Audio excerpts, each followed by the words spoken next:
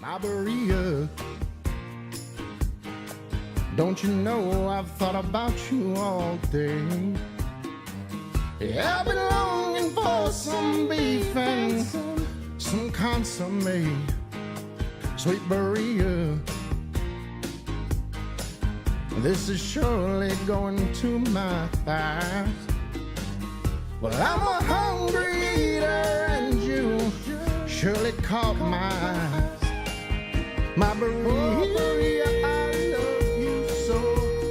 Oh, my Berea, Berea, I love you so.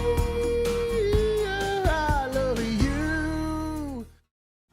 How's it going, sports fans? It's game day, and the food is hot here at Xcaret Mexican Restaurant. Before you settle in to watch the game, whether you're by yourself trying to figure out what you want for dinner, trying to figure out how to feed a bunch of people, why not consider some delicious grub from Xcaret Mexican Restaurant? Today, we're highlighting the birria ramen.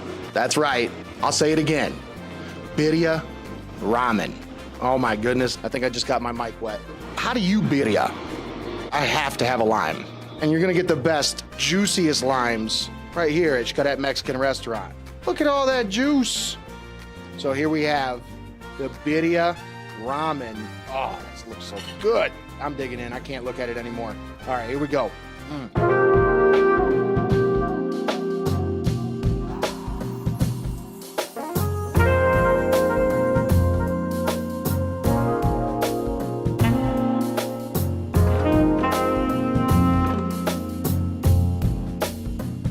That should not be allowed to be that good. My goodness. Folks, get on over here. Get yourself some of this birria ramen. Let them know you heard about it on Heart of Ohio Sports.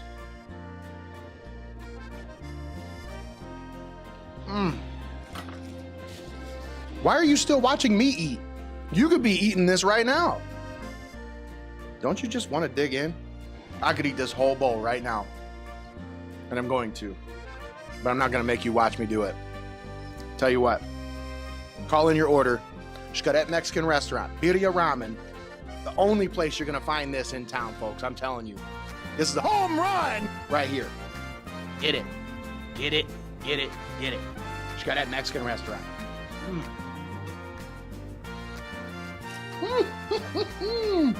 Whether you're a diehard fan rooting for the home team, or you're just looking for some tasty eats for your game day treats, the birria ramen is our featured item here on this game day grub segment, and you're gonna wanna call in your order now. That's right, call Xcaret Mexican Restaurant. Mention you saw this segment on our broadcast. You'll get 15% off your order. Take advantage of this birria ramen special at Xcaret Mexican Restaurant. Oh, and don't forget the queso.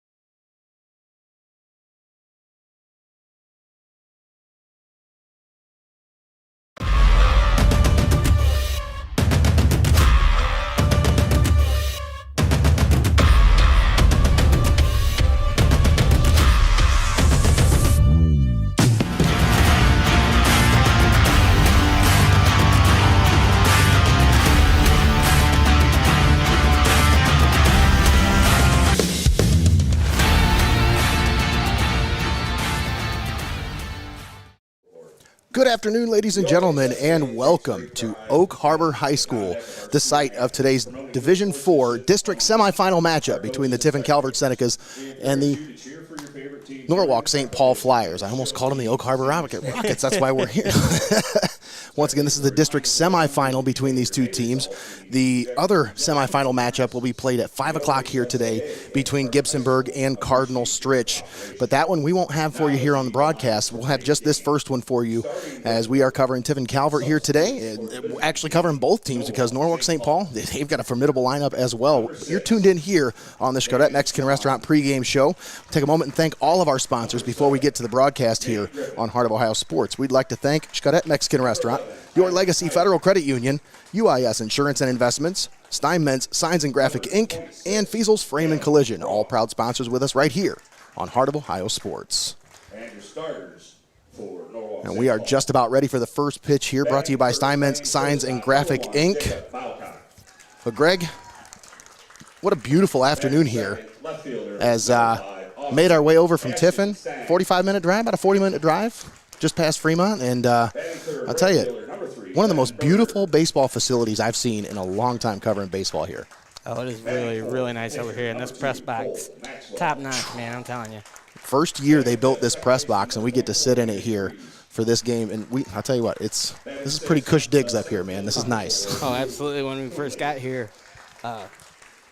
Coach was down there, and he said, "You guys heading up into the press box?" And I said, "I think so. Hopefully if there's not a tiny little ladder in there." And boy, could it not have been the opposite. Like, nice little L-shaped stairway. Basically an escalator up here. Once again, we're here for this district semifinal matchup. Tiffin Calvert comes into this one, and their record overall, they sit at 21-5 as Norwalk St. Paul overall 15-8. The Senecas, the #1 seed in the district, number 4 seed. These two teams are very familiar with each other as they play each other in football just about every year. And a couple of years ago, I believe they played each other here in baseball. No, actually, it was Norwalk St. Paul against Old Fort. That's right. We covered this team 2 years ago, Greg, if you remember. I think we've covered them a couple times, actually. I was looking through some old archives, and I think I found 2 videos of us covering Norwalk St. Paul games. So. A lot of familiar names in that lineup as well, as we'll get to that. We'll get to the starting lineups here in just a minute. We'll talk about our pitching matchup brought to you by UIS Insurance and Investments. Of course, we got a lot to get to here on the Xcaret Mexican Restaurant pregame show, but this is a game that, after that first round matchup, the sectional final for Tiffin Calvert, they got out to that 3-run lead, but then, they scratched and clawed their way back. I'm sorry, actually, I was thinking about Tiffin Columbian. What am I thinking? Yeah, that was the game we were actually covered. We didn't get to see the Senecas game that they had the last game. Tiffin Calvert, actually, the way they got here was they dispatched Sandusky St. Mary this past Thursday in the sectional final. That was an 11-1 final. So that's why they are here today. Their last regular season game, though, they played on Monday, Greg, and they lost to Winford. 4-3 was the final in that one. And the Royals, another impressive team in the area. A lot of talented area baseball teams right now, Greg. A lot of teams still vying for positioning. Yeah, absolutely. Not to take anything away from the Royals, but I'd like to think that Calvert wasn't playing their aces that day when they were here in tournament play. Yeah. Most teams are pretty much finished up with their regular season schedule. There are a few teams that are kind of trying to make up some games that had to be made up throughout the season, but for the most part, regular season's done. We're into tournament play now, and we are here in the district round for this district semifinal matchup. And Tiffin Calvert is the home team today. They'll be on the field first as Norwalk St. Paul, the visiting team, the 4 seed. You'll see them up to bat first. We'll talk about starting lineups here in just a moment. But once again, thanks for tuning in here on Heart of Ohio Sports. Make sure you share the broadcast, folks. Do us a favor. Like, follow, and subscribe on all of our platforms. That helps us out a lot. But please help us out by sharing this video. It really does help us out a lot. It helps us reach new audiences. Your friends might be clueless as to what we do here at Heart of Ohio Sports, but they might be interested in high school baseball. You never know. So do us a favor, 2 clicks, 2 seconds, share the video, help us out. Once again, we're just about ready for the first pitch, brought to you by Steinmetz Signs and Graphic Inc. But Greg, for Blake Coleman, an outstanding junior campaign, as he's put together an impressive stat sheet. Let's take a look at his pitching stats on the year, as he is 9-0 on the year, 49 innings pitched. Let's see, 9 starts, 9-0. ERA .857. 74 strikeouts in those 49 innings pitched. Just 36 hits allowed, 6 earned runs on the season. He's only allowed 11 walks. Impressive statistics there. He's getting it done at the plate as well. Opposing teams are batting just 196 against Blake Coleman this year. Those are the kind of numbers you want to have heading into tournament play. Oh, absolutely. Take a look at the starting lineups here. As batting first for Norwalk St. Paul, Jacob Bocock, the shortstop, number 1. Number 5, he's batting number 2 in the lineup, Ashton Stang, the left fielder. Batting 3rd in the lineup, number 3, Ben Berger, the right fielder. Batting 4th, number 2, Cole Maxwell, the pitcher. Batting 5th, number 24, Landon Freeze, the second baseman. Batting 6th, number 4, the center fielder, Drew Coonley. Number 27, batting 7th, Ben Bloom, the DH. Leading off for the Flyers, shortstop, number 1. Batting 8th, Jacob Bocock. number 13, Gavin Thurston, the third baseman. And rounding out the lineup for the Norwalk St. Paul Flyers, Gabe Snyder, the catcher, batting 9th. We're just about ready for the first pitch. Brought to you by Steinmetz Signs and Graphic Inc. Blake Coleman on the mound. Jacob Bocock at the plate. First pitch is in there for a strike, and we're underway here from Oak Harbor High School. Nate Mullins and Greg Kinn on the call with you today. Austin Rodriguez on the camera. As Bocock hits this one, first base side, Cameron Moyer camps under it and snags it for the first out. Up the bat, left fielder. 2 pitches, 1 out. Ashton Stang.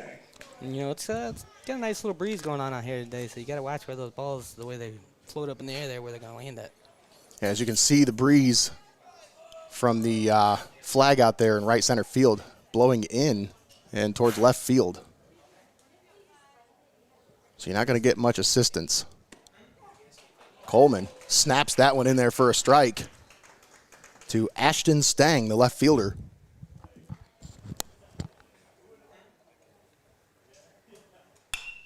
Stang hits this one third base side. Godfrey up with it. Over to first for the second out. Now batting, right fielder, number 3, Ben Berger. So Coleman so far quickly through the first 2 batters. That'll bring up number 3, Ben Berger, the right fielder, batting .387 on the season, leading the team in batting average and OPS. Actually second in OPS, 1.018 on the year for Berger.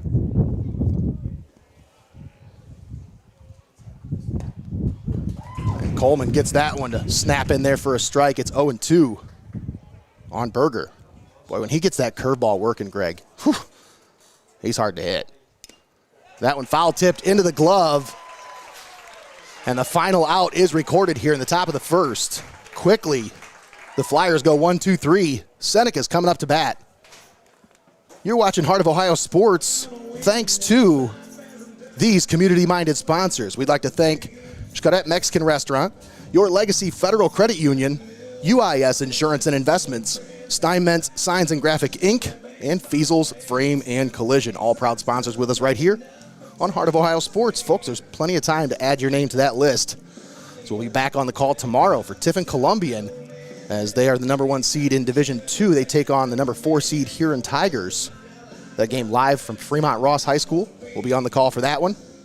So plenty of time to add your name to that sponsor list. Show your support for these athletes still in action here in high school baseball. Some of these guys have graduated already, Greg. Yeah. It's crazy to think about. So, I mean, if you think about it this way, some of these guys, I mean, when they're done here, it's the last time they'll ever wear any kind of Calvert gear. Well, obviously, come back for alumni stuff, but when it comes to a uniform. I was going to say, it would just feel so weird to me to have graduated from high school, have my graduation, and still be playing on a high school team. I know. I mean, but it's a good thing. It's awesome. Folks, if you're watching this broadcast and you're a small business owner, Are you looking for a way to take your advertising to the next level? Heart of Ohio Sports is here to help. We specialize in commercials that will grab the attention of your target audience. Whether you're a small business looking to grow your brand or a large corporation looking to reach a new target audience, we've got you covered. Don't settle for mediocre advertising. Let Heart of Ohio Sports elevate your business with our top-notch video production. Contact us today to learn more at nmullins@heartofohiosports.com. Truck in the school parking lot, GMJ 2948. You need to move. I guess you're illegally parked. Black Ford truck, or GMJ 2948 license plate. Thank you.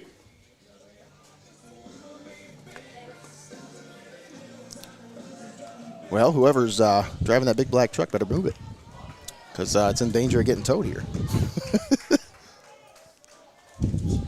Leading off here in the bottom of the first, Blake Coleman, the pitcher. The pitcher, number 1, Blake Coleman.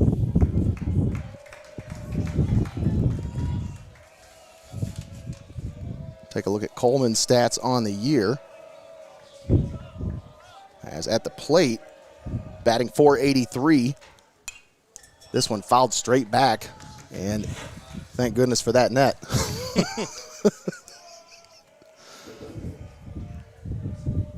Coleman with a 1.075 OPS on the season, slugging .517.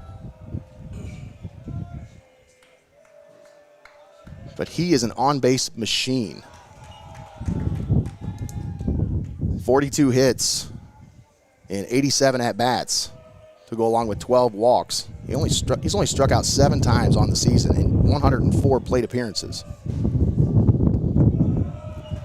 Very disciplined approach at the plate to go along with his disciplined approach on the mound as well. I think that goes for the whole team. It's a whole team mentality. They're all very disciplined. That one misses. It's 3-1. And we'll take a look at the other side of our pitching matchup here, brought to you by UIS Insurance and Investments. Cole Maxwell on the mound for the Flyers. And that one in there for a strike. It's 3-2 on Coleman. Full count. Maxwell on the season, 7-1. 8 starts on the season. And that one misses. So Coleman draws a leadoff walk. Start out the bottom of the first. But Maxwell continue with his stats. He's had an impressive season as well. A .553 ERA. Just 4 earned runs allowed on the season, 12 walks, 103 strikeouts on the year for the big right-hander.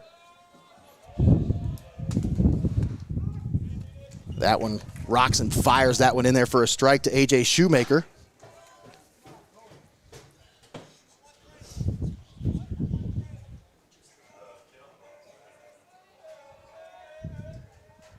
Shoemaker batting .277 on the year, the .460 on base percentage. 18 hits in 65 at-bats. Slow throw over to first. Would you call that a lob? That was a lob. The 0-1 to Shoemaker. Hit back up the middle. Just past the outstretched glove of the second baseman. Coleman pushes it. He's going to go to third. And the overthrow is going to be, smartly played by the pitcher there. Maxwell right there to make the play after the overthrow to keep the runners at second and third. But Shoemaker does his job. And now the Senecas with 2 in scoring position here with nobody out for Caden Otterbacher. Nice sweet spot to place that ball right there.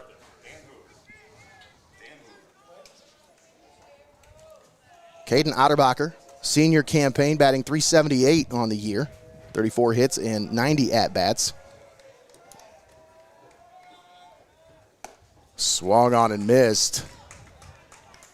Maxwell took a little bit off of that one.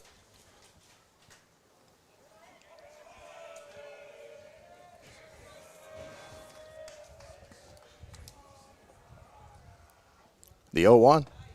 Another swing and a miss from Otterbacher. It's quickly 0-2. Connor Moyer in the on-deck circle.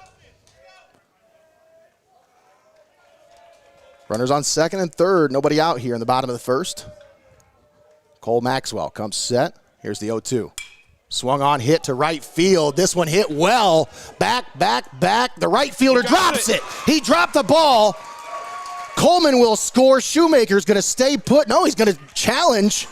And Shoemaker's going to go ahead and score the second run of the game. As that one, I think, was playable for the right fielder, but he just had to run a long way to get to it and just was not able to make the play there. As Ben Berger is going to get charged with an error there, possibly.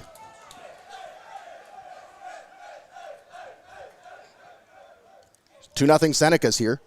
Nobody out. Otterbacher at second base for Connor Moyer. Moyer batting .270 on the season.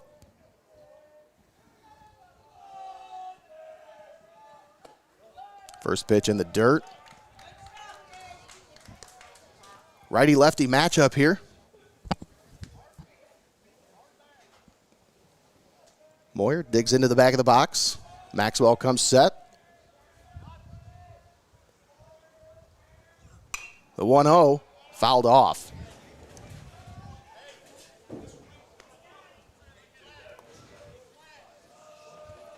Evens the count at 1-1.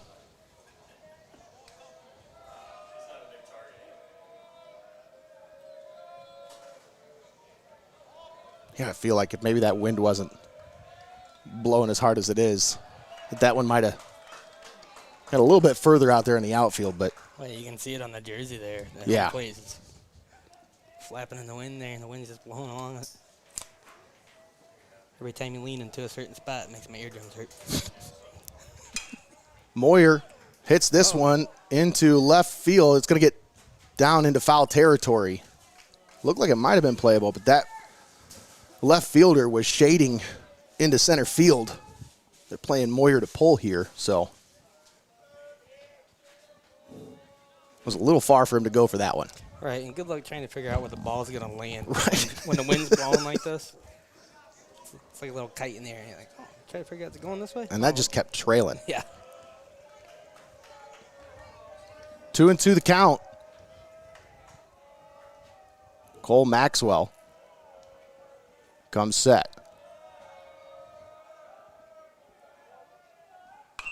Moyer fouls this one off, first base side.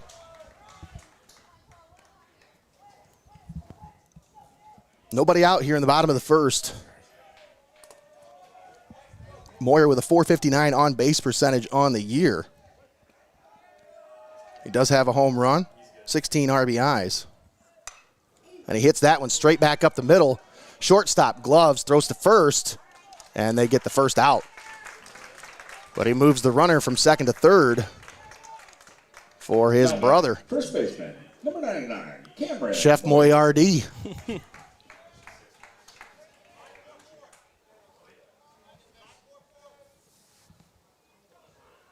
Cameron Moyer steps into the box.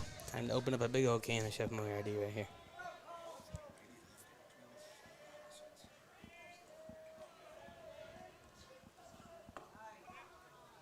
First pitch in there for a strike from Maxwell. Moyer batting .212 on the year, but a .443 on base percentage. 22 RBIs. 21 walks. But 27 strikeouts as well. As he offered at that one, attempting to bunt.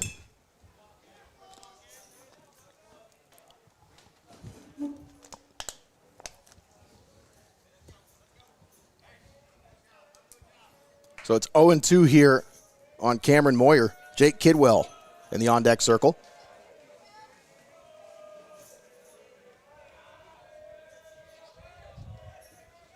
Swung on and missed. Nice pitch there from Maxwell. Stepping into the batter's box, the shortstop, number 11, Jake Kidwell. And that'll bring up Jake Kidwell. Kidwell batting .300 on the season. 18 hits and 60 at-bats. 17 RBIs. 13 walks, 12 strikeouts.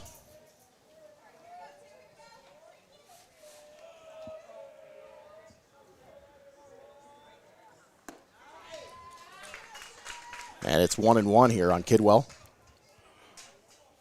Second on the team in hit by pitch. He's been hit 8 times this year. He wears it well.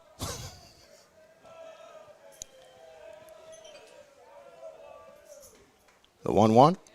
Drops in there for a strike. Ooh.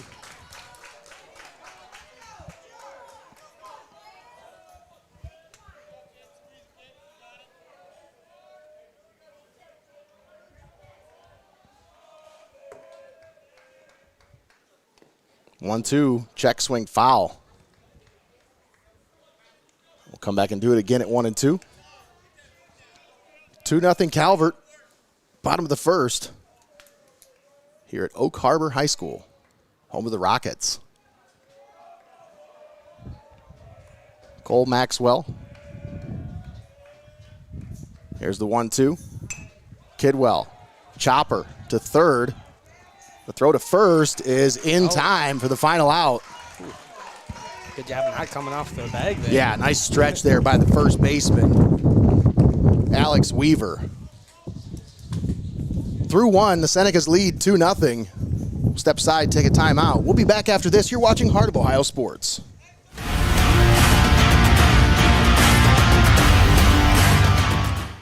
Don't go anywhere. You're watching Heart of Ohio Sports. Welcome to your Legacy Federal Credit Union, your trusted community credit union for over 70 years. We're not just a credit union, we're your personal financial counselor. Your Legacy Federal Credit Union is a full-service financial institution tailoring solutions to your needs. Whether it's your first home or planning for the future, we're here to help you find success.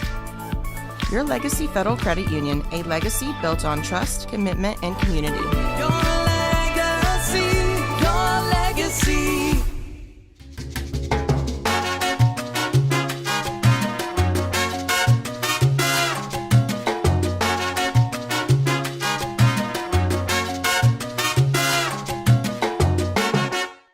You're watching Heart of Ohio Sports, the pulse of the Buckeye State.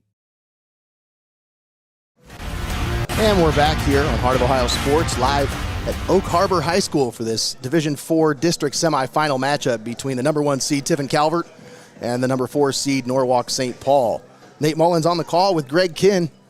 We've got Austin Rodriguez on the main camera today. 2-0 Senecas as we start the second inning. For the Flyers, pitcher number 2, Cole Maxwell. And leading off for Norwalk St. Paul, Cole Maxwell, the pitcher. Coleman through the first inning just took 7 pitches to get through 3 batters with a strikeout to end it. First pitch misses inside to his counterpart, Maxwell.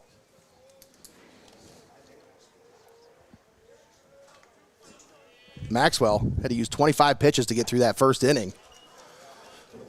Swung on and missed. The Senecas are known for working counts. Try to wear out a guy, take you a long way in tournament play. Absolutely. Maxwell fouls this one off, and it's 1-2.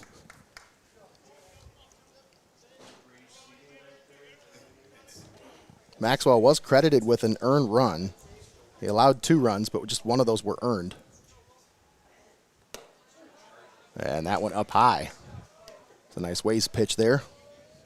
Trying to see if he would chase.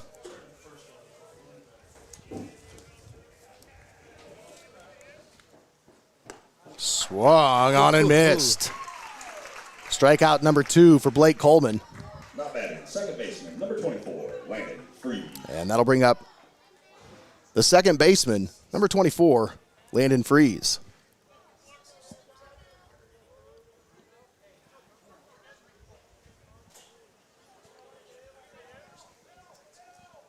Freeze on the season, a .303 hitter, 23 hits and 76 at-bats. Coleman starts him out with a pitch on the outside corner for a strike.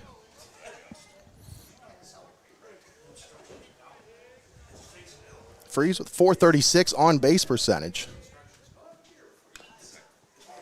Swung on and chops that one foul. 14 walks, 13 RBIs, 19 runs scored on the season. for Landon Freeze. Swung on, grounded, fouled on the third base side. Nice bare hand there by Godfrey.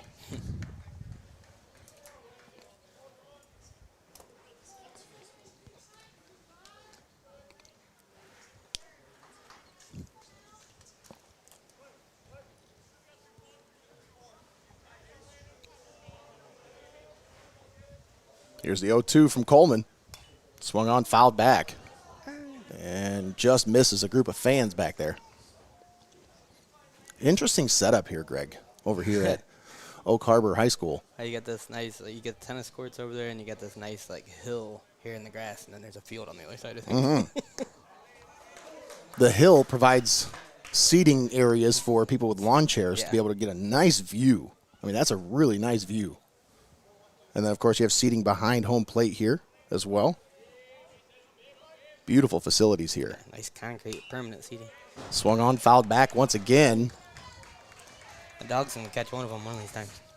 Little Cooper Reineman chasing down fly balls. Of course, Kevin probably putting him to work. Go shag some balls, Coop.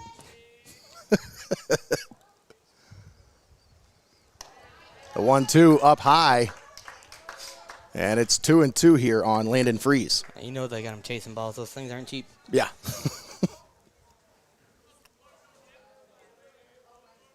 Here's the 2-2. Same Fouled spot. back once again. If I was this guy back here, me and my dog would be walking away right now. Blue walks this one out to him because I think he's out of balls now. So he's like, hey, I need some, somebody help me out.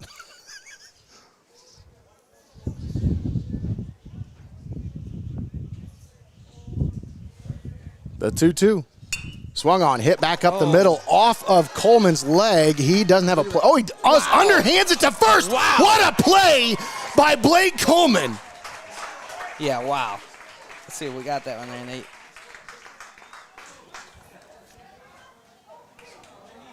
Unbelievable. Oh, what a play by Coleman. Hey, you called it there. I didn't think you had a play on that one. I really didn't. That I thought he'd have to eat it. That underhanded throw. Unreal that he could even get that one over there. Wow. Just a little, what do they call that, flick of the wrist? Swung on and missed. Drew Coonley at the plate. Center fielder batting .286 on the season. I think that hit actually hit him in the leg or something. It did. Didn't it? Yeah, it hit him off the right foot, I think. That one drops low. Evens the count at 1-1.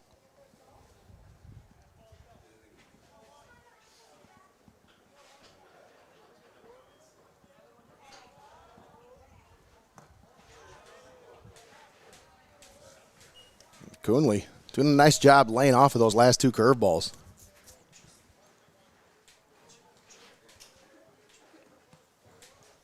Here's the 2-1.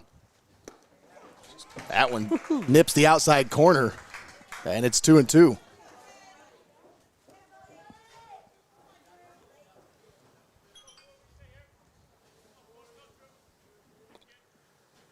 Swung on back up the middle. Coleman gloves.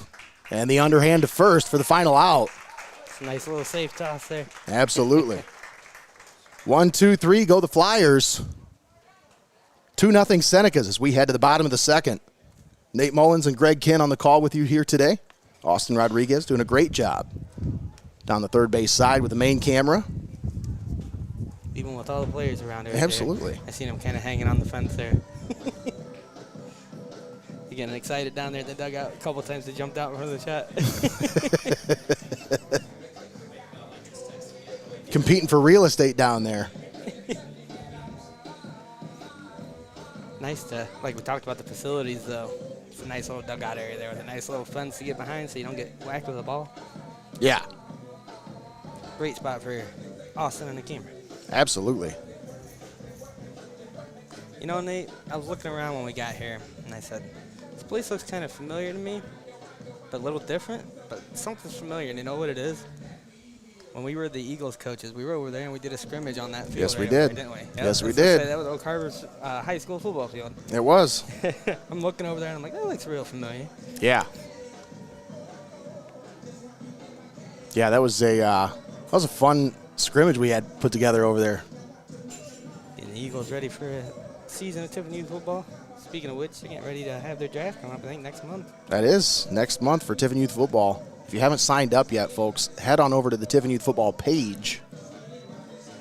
They have an official Facebook page where you can find the registration link. Even if you are a returning player, you still got to sign up. So if you're a parent listening to this game and you're like, wait, my kid already played 2 years, why do I have to? Because everybody has to sign up again. It's just the way they do it. So they're not an official sponsor or anything of this game, but we just love Tiffin Youth football. always will support the great folks over at Tiffin Youth Football.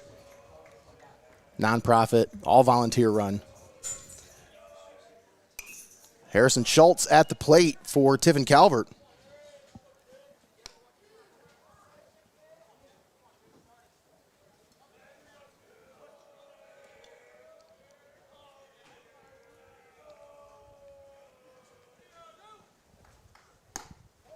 Schultz really came on in the second half of the season. Raised his batting average almost 100 points in the last month. Batting .312 on the year. 24 hits and 77 at-bats.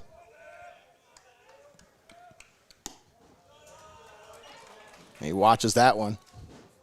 It's 2-1.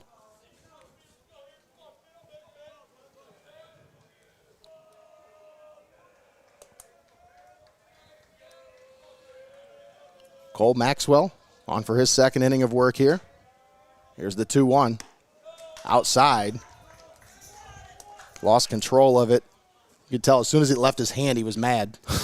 Yeah, that one was more outside than me today. Way too hot.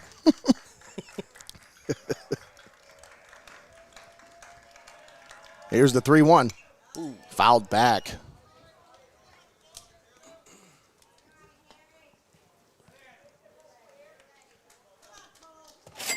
Cash Lee on the on-deck circle.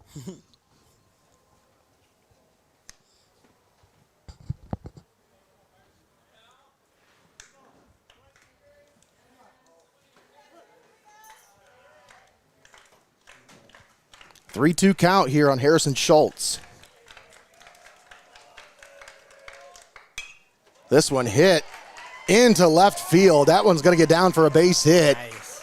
And Schultz is on with a leadoff single. Stepping in, the designated hitter. Schultz put together a nice at-bat there, Greg. Work the count. As you know, that's kind of it's been the strategy here to begin this ball game. Most of these batters working the count pretty well today.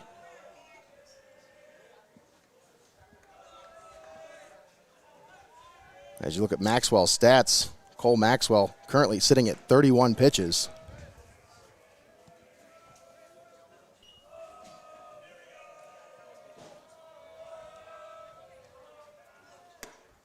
Check swing. Did he go? No. Says the first base umpire. It's good to see a three-man crew today. I was literally just going to say. It's nice to see more than So- two guys out there today. So used to seeing two-man blue crews. This one grounded fair down the third base line. This one's going to be a tough play. Oh, what a play by the third baseman. Excellent stop by Gavin Thurston, but also the throw over to get Lee. Second baseman, number 3, Logan Ritzler. That was no easy throw by any means. And then to stretch out there and, again, keep yourself on the bag and still reach all the way out as far as he could and grab that one. That's a great job.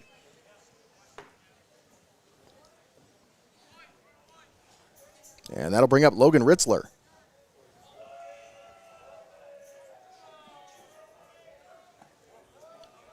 Ritzler batting .265 on the season.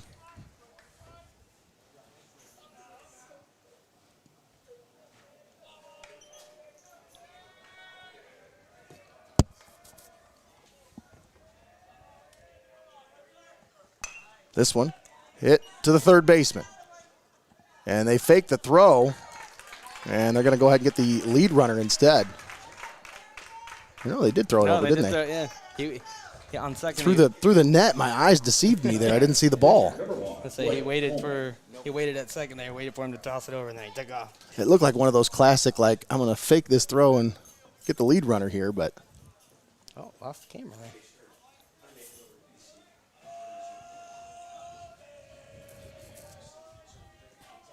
There we go. Huh. Lost the camera. Main cam just cut off. I don't know what happened. It looks like it's trying to link back up or something. We'll go to the pitch cam for now.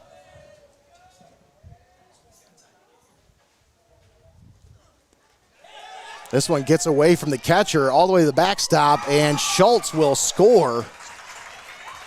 And that'll make it 3-0 Senecas here in the bottom of the second.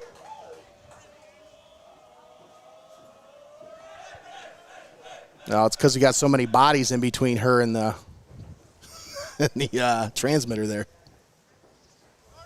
It's weird, too. It didn't lag out at all. It just went blank. She's coming back trying to link, but...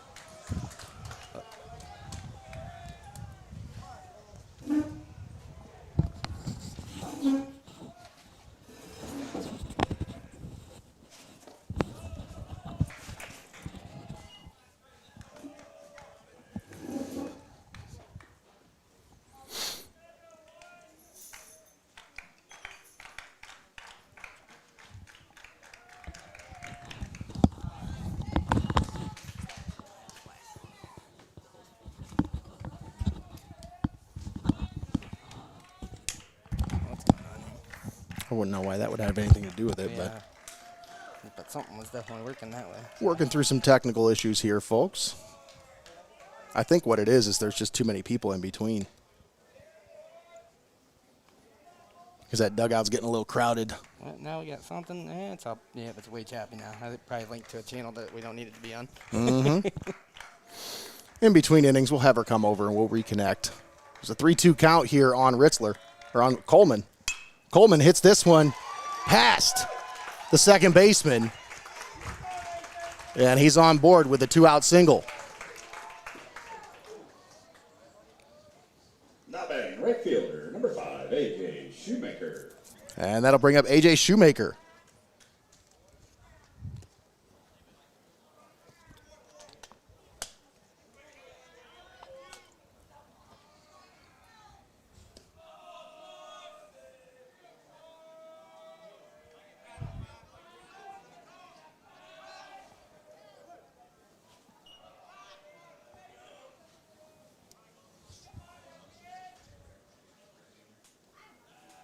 Two outs, runner on first. Here in the bottom of the second, 3-0 Senecas. Pitch from Maxwell, swung on and missed by Shoemaker.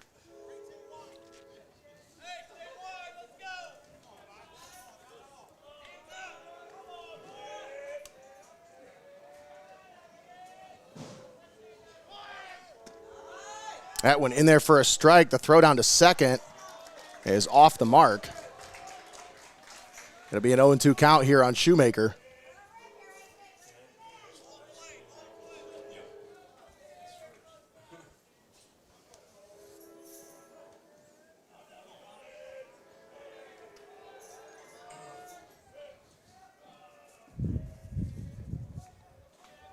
No balls, 2 strikes. Cole Maxwell comes set. Looks at the runner at second. Here's the pitch. Swung on, hit through.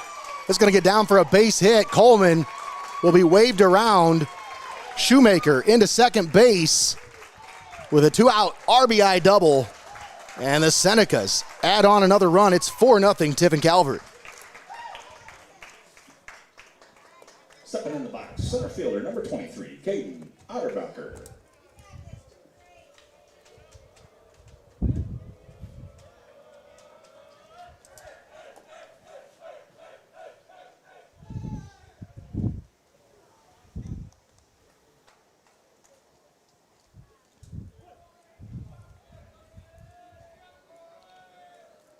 Maxwell comes set.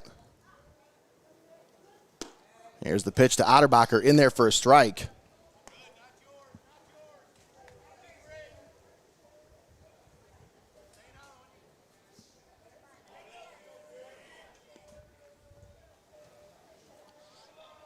Otterbacher 0 for 1.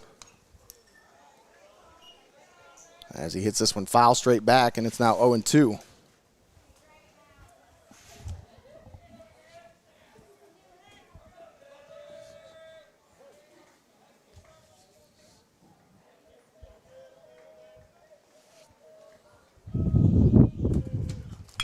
The 0-2 hit well into left center, all the way to the fence.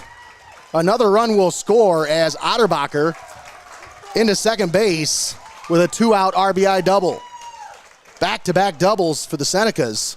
And 2 more runs on the board. It's 5-0 Tiffin Calvert. Number 4, Connor Moyer.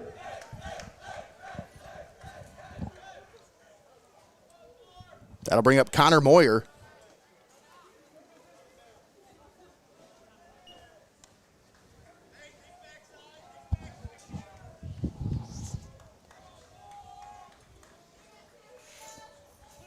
Runner on second base, 2 down in the bottom of the second.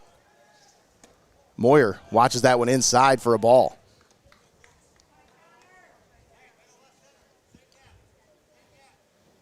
Maxwell sitting at, that's pitch number 49 on the day for him so far here in just the second inning. As that one finds the outside corner for a strike. There we have our camera back.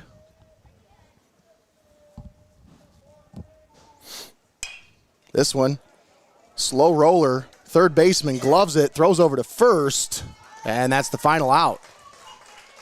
Here in the bottom of the second, but the Senecas plate 3 more. It's 5-0 Tiffin Calvert. We'll be back after this. You're watching Heart of Ohio Sports.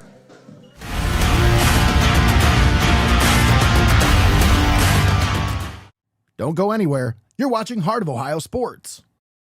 Why go to Lee's Floor Covering in Tiffin? Because at Lee's Floor Covering, they know that selecting the right flooring for your home can be overwhelming. They make choosing the right items for your home simple. At Lee's Floor Covering, they have one of the largest selections of floor covering in Northwest Ohio, including Abbey Carpet and Floor. Stop in and see for yourself what everyone raves about at Lee's Floor Covering in Tiffin. For high school students, this can be a fun time of year. Prom, graduation, summer vacations, etc. Sometimes students will attend parties that permit underage drinking. There are serious legal consequences and liability issues for parents who serve alcohol to underage students. This could include fines, lawsuits, and even jail time. Parents can be held responsible for underage drinking, even if they're not home when it happens. The best gift you can give your child is to be their parent, not their friend. Don't be a party to teenage drinking. Parents who host lose the most. You're locked into the best there is, the best there was, and the best there ever will be. Heart of Ohio Sports. Welcome back to Oak Harbor High School for this Division 4 sectional or Division 4 district semifinal between Tiffin Calvert and Norwalk St. Paul. Nate Mullins on the call with Greg Kinn.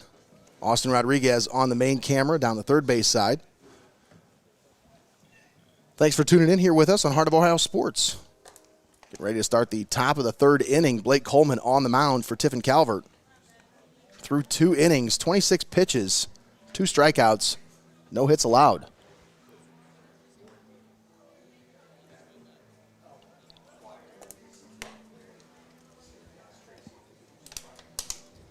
And he's helped himself at the plate as well. 1 for 1 on the day, 2 runs scored, and a walk.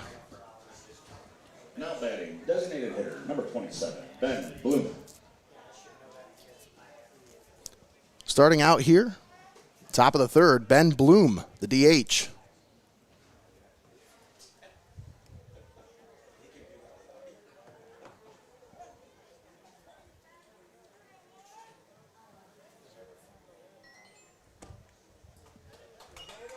First pitch in there, first strike.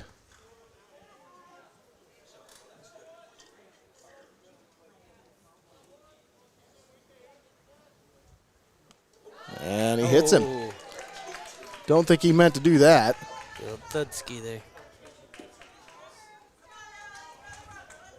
For Bloom, that's just the second time he's been hit all year. Alex Wheeler. He wore it pretty well, though.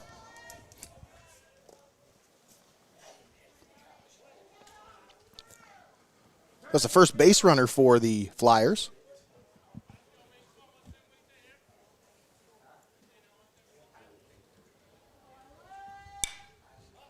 That'll bring up Alex Weaver, the first baseman. Uh-oh. Who fouls this one off into foul territory. Nice. What a play by Cameron Moyer, reaching into the Norwalk dugout to snag that one. Let's see if I caught that on replay or not.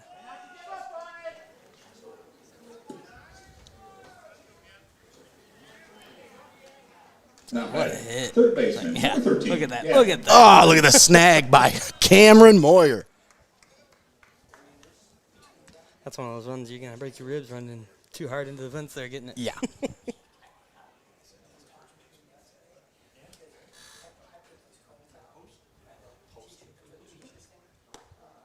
First pitch outside. Gavin Thurston at the plate, the third baseman. Thurston batting .220 on the season. 50 plate appearances. Fouls this one back. Bottom of the order here as Jacob Bocock standing in the on-deck circle here.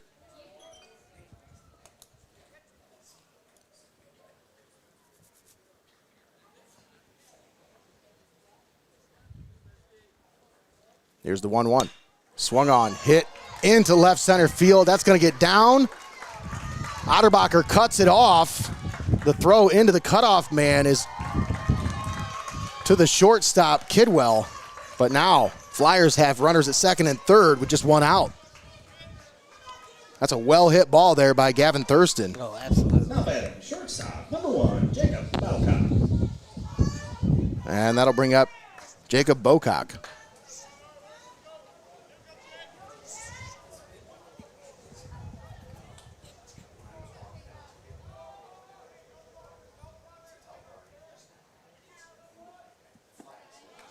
First pitch in the dirt to Bocock. 0 for 1 on the day.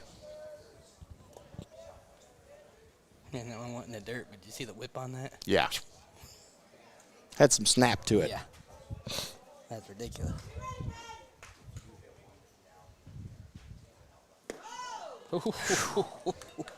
Brushed him back a little bit.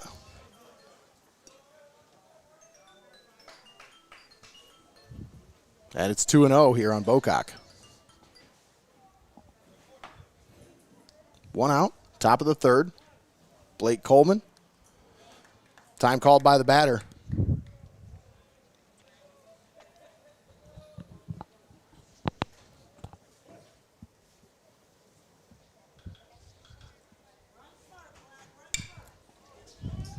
This one hit into right field. It gets down for a base hit. Shoemaker with the throw to the plate. Moyer cuts it off. The throw to third is in time. They get the lead runner at third. One run will score. But that's the second out recorded down there at third base as Moyer with the heads-up play. Snagging the throw. It was a little off target there. He knew he wasn't going to get the guy running behind him, so didn't even try for that one. Great job throwing it down to third there. Heads-up play to get the second out.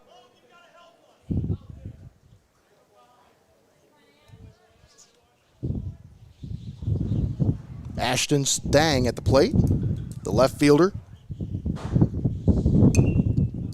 This one fouled back.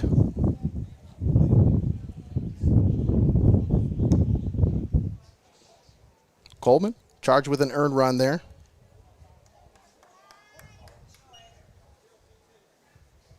This will be pitch number 36 coming up for Blake Coleman. Throw over to first just to keep the runner honest.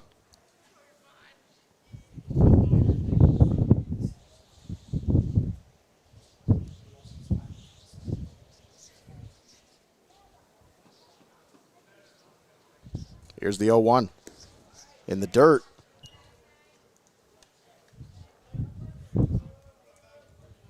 One ball, one strike. 2 outs. The top of the third. Blake Coleman comes set. Here's the pitch. In there for a strike. It's 1-2.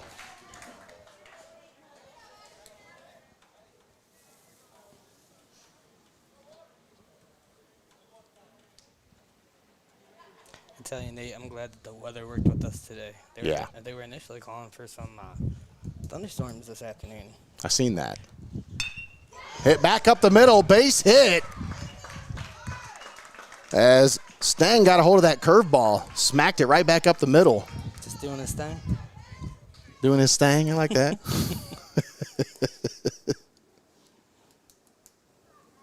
Now batting, right fielder, number 3, Ben Berger.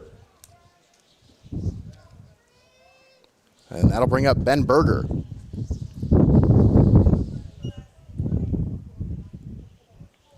Berger struck out his first time up.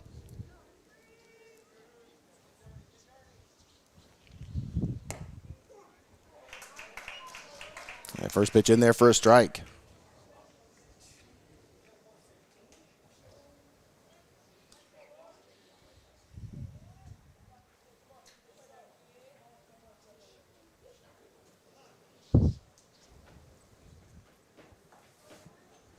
Go higher and have a little conversation. Must have seen something.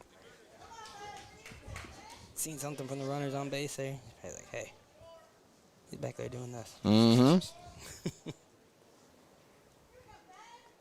That's a heads-up play, though, from your sophomore catcher coming out to have a little visit with the pitcher.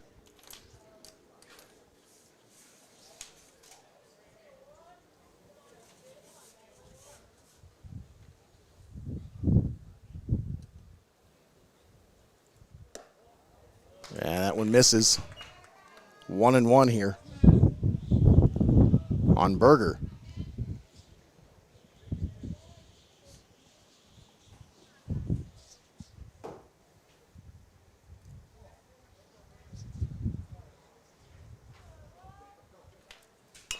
This one chopped back to the pitcher. Coleman, throw over to first, is in time for the final out.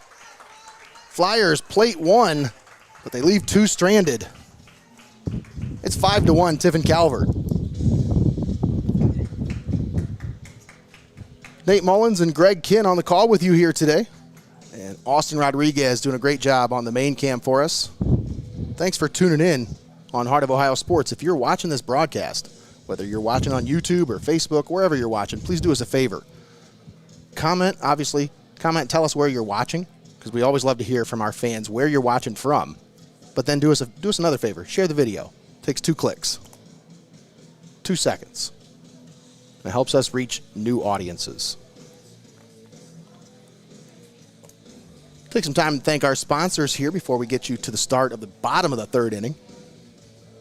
I'd like to thank Xcaret Mexican Restaurant, Your Legacy Federal Credit Union, UIS Insurance and Investments, Steinmetz Signs and Graphic Inc., and Feasel's Frame and Collision. All proud sponsors with us right here on Heart of Ohio Sports. Had to set up an appointment with... Get out of here, Austin. Watching from Oak Harbor? Get out of here. You're not allowed to watch. Better be watching. We have a blind camera person. It's out there with their eyes closed, just pointing the camera wherever.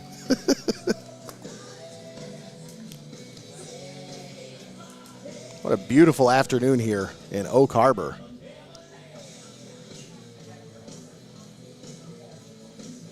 We're getting closer to summer. Felt like summer these last few days, Greg. Whew. I'm telling you. Did you turn your ACs on? Oh, they've been on. Come on now. I was the grumpy dad who was like, I don't want to pay the bill. So we turned one on. We have a retreat room. It's like, all right, it's too hot. I'm going in here for a minute. Yo, cool down room. Uh-huh. The ice box. And if it gets really bad, we just go down to the studio. Like, hey, let's go down. I got some work to do, guys. I'm going to go down to the studio for a little bit. Didn't you just come home from the studio, Dad? Yeah. More work. I forgot something. Norwalk St. Seneca's first baseman, number 99, Cameron Moyer. On the mound for his 3rd inning of work, Cole Maxwell. Starting out, Cam Moyer leads off for the Senecas.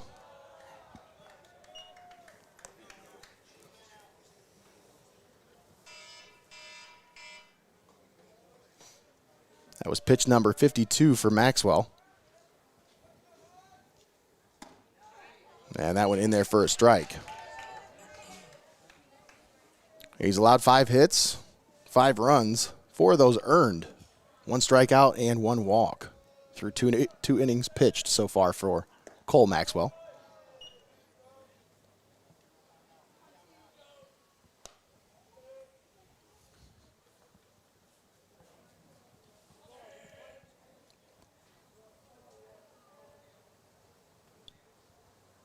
Here's the 2-1. Snaps that one in there for a strike, and it's 2-2 here on Cam Moyer.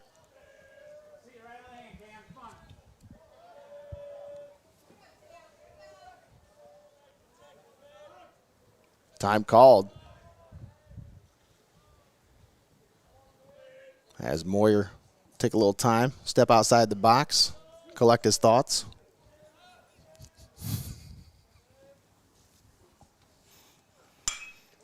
This one well hit into center field. Center fielder retreating back all the way to the fence to make that play. Just shy of the center field fence. Boy, if that was left or right field, that probably was out. Man, because I mean that was all the way to the center field fence. I don't know what sucks more there, Nate. If you strike out or if you get robbed like that all the way at the wall. Yeah, no robbing there. He got back there to it, but yeah, you're right. No, just to have that. I just mean as the hitter. I know. Get it out. I know. Ugh. So close. Jake Kidwell at the plate. Watch the first one in there for a strike.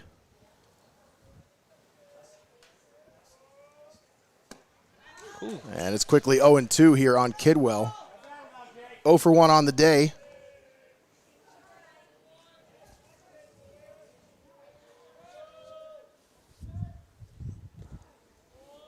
And the 0-2 inside. Harrison Schultz in the on-deck circle.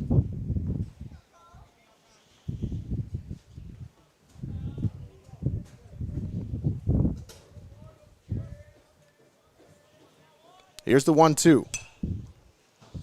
Fouled off to the right.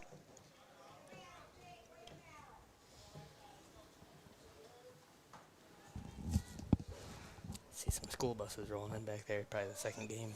Mm-hmm. Teams rolling in. Gibsonburg versus Cardinal Stritch. Second game to be played here at 5 o'clock. This one grounded to first. Kidwell is out after the easy put out there from Alex Weaver. Now batting, left fielder, number 2. Watching on a plane. I like that. That's cool. 30,000 feet in the air watching our live stream. Earlier they said they should have brought their sunflower seeds for the flight.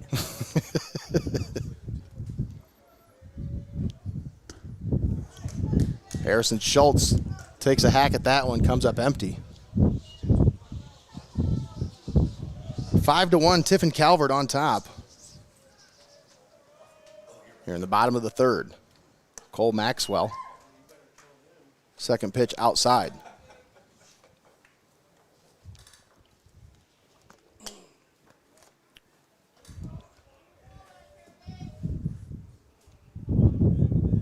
Here's the 1-1. Swung on and missed. Had him out in front of that one.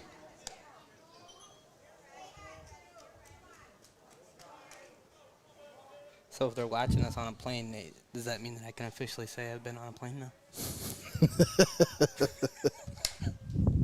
Or does it not work that way? Well, we can say that Heart of Ohio Sports has been on a plane. Where was somebody watching from last game? Columbia, wasn't it? Somewhere out of the country. 2-2 count here on Harrison Schultz. Here's the pitch. Swung on and missed. Cole Maxwell sits him down 1-2-3. Nice job there. Getting through the order. We'll step aside, take a quick timeout. We'll be back after this. You're watching Heart of Ohio Sports.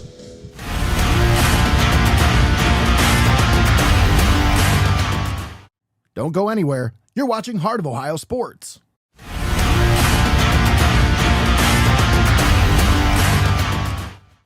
UIS Insurance and Investments, your hometown agency providing a full range of insurance and financial services with a local touch. Contact your local homegrown agent, Jeff Leopold, for a professional review today at 419-447-4242, extension 1144. Steinmetz Signs and Graphic Ink is here for all of your printing and design needs. From reunions to small events, to business apparel and even vehicle lettering, they've got you covered. They make the gear that you make your memories in. Steinmetz Signs and Graphic Ink.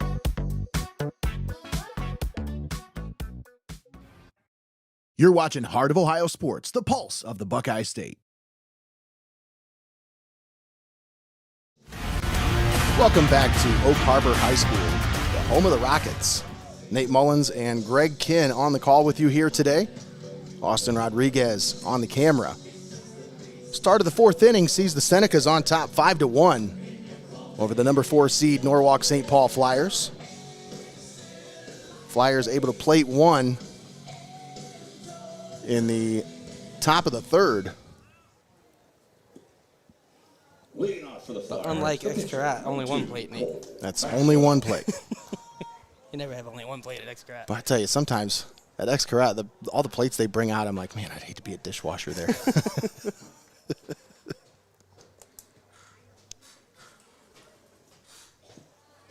And that's just for your order. That's my order. Yes, that's just my order. Nobody else is there at that time. Nate's just in there. Whole table full of plates. I've seen it, though. That's when we're recording. I was going to say, that's when I've seen it. Second pitch from Coleman misses up high, and it's 2-0. Cole Maxwell at the plate. You just made me think now I want to go back and find your old Bowling It Over episode from there. Right? Maxwell fouls this one off.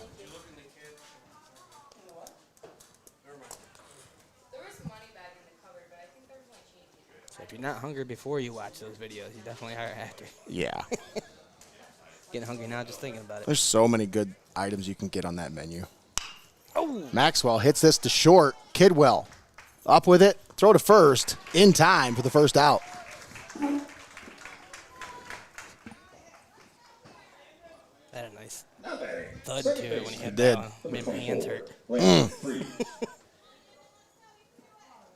Sound like you hit a tree or something. Swack.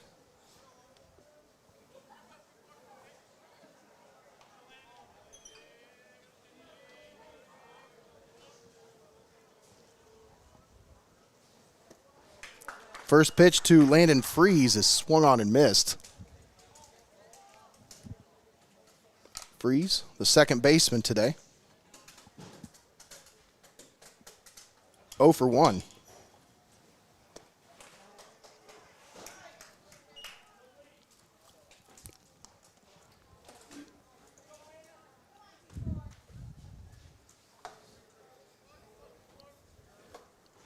One ball, one strike. Here's the pitch from Coleman. Snaps in there for a strike. That one had some bend to it. Yeah.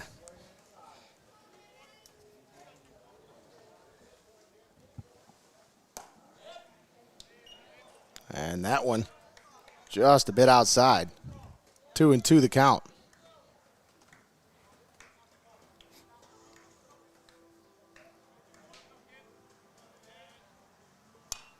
This one fouled straight back and over.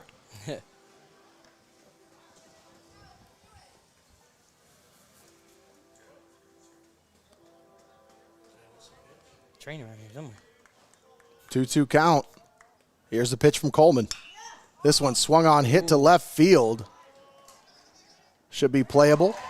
And Harrison Schultz camps under it. That was a weird camera angle there because center fielder, number 4. the official was right in the way of the shot. Right. So it kind of looked like he was chasing after it and then just backed off. And I was like, why would you? Oh, because there's somebody else standing right behind that guy. What a trickery there. Trixie.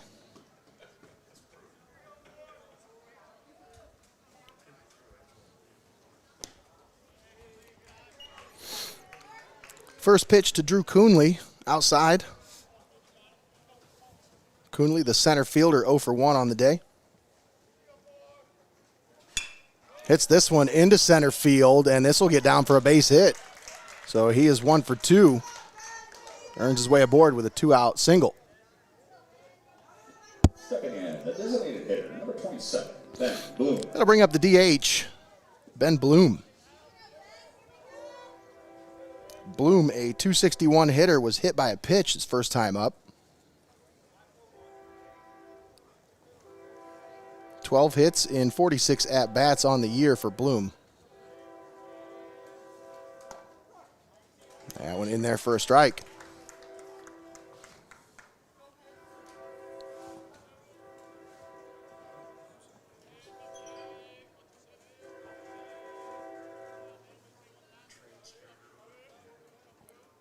Freeze is a threat to steal. 17 stolen bases on the year down there at first base.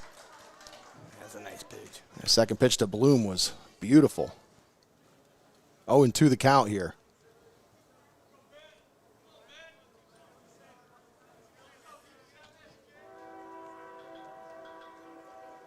Swung on and missed. Coleman gets through the fourth inning. Just one runner on. 5-3 Senecas. We head to the bottom of the fourth. Tiffin Calvert due up to bat here next. Thanks for tuning in on Heart of Ohio Sports, the pulse of the Buckeye State.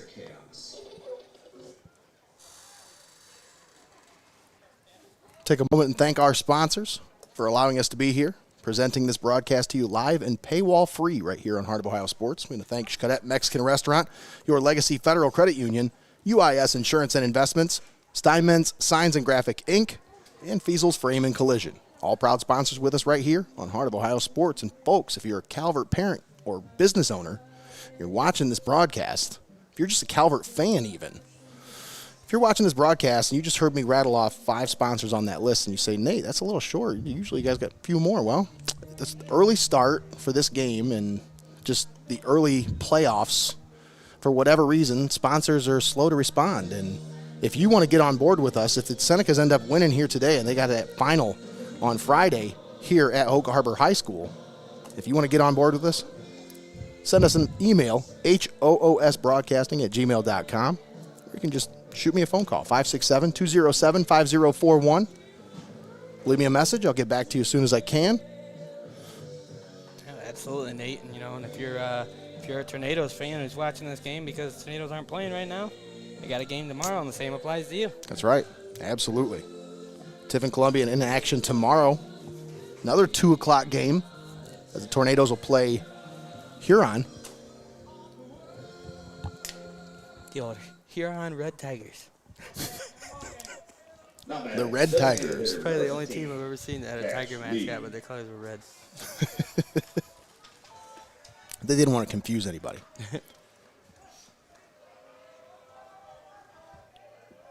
Starting out here, the bottom of the fourth, Cash Lee leading things off, the designated hitter for Tiffin Calvert here today. First pitch from Maxwell inside for a ball.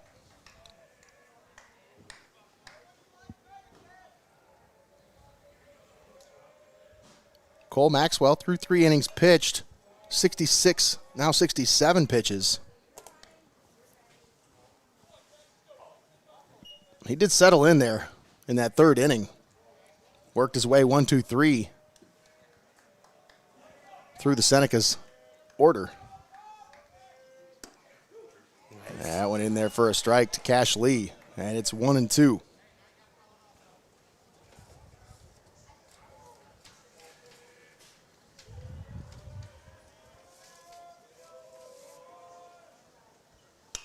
The 1-2 swung on, fouled off, back and to the right.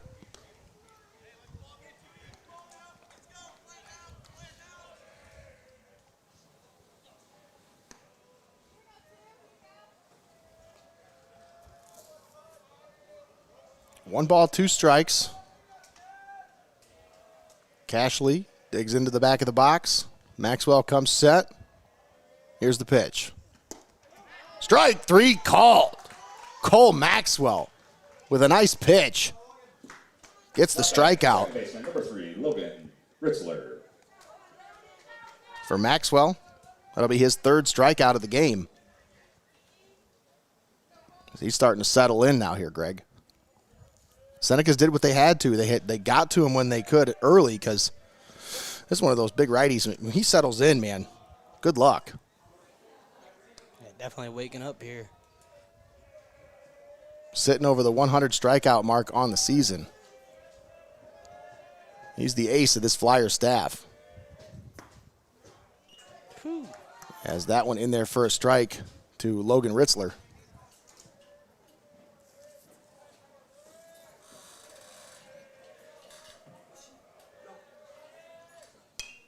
Ritzler hits this one up the elevator shaft. Catcher comes down with it for the second out here in the bottom of the fourth. And that'll bring up Blake Coleman. Now batting, the pitcher, number 1, Blake Coleman.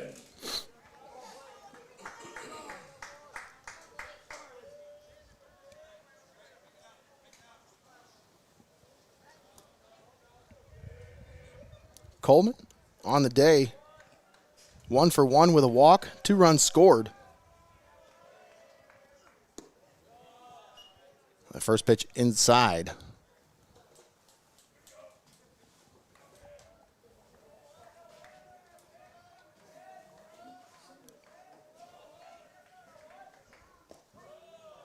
Coleman with that open stance. Kind of commands the batter's box.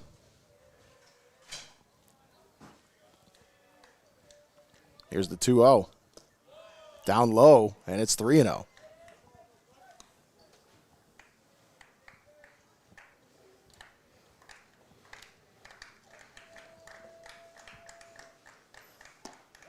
That went in there for a strike.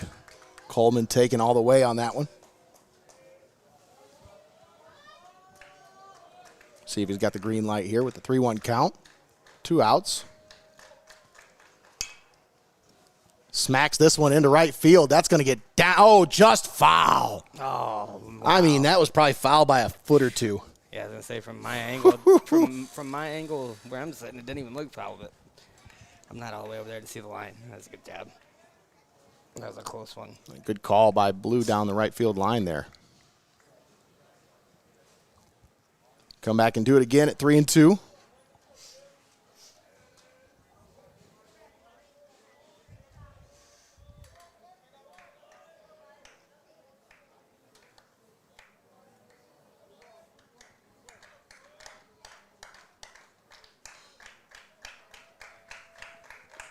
Maxwell comes set. The payoff pitch. Swung on, hit to right. This one's going to be foul.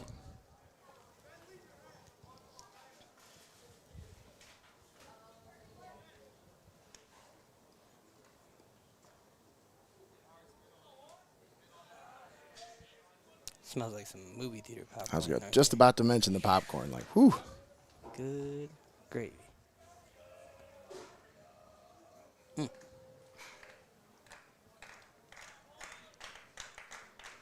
Here's the payoff. Coleman hits this one to second. Throw over to first is in time for the final out. Senecas go 1-2-3. It's 5-1, Tiffin Calvert. We head to the 5th inning. We'll be back after this. You're watching Heart of Ohio Sports.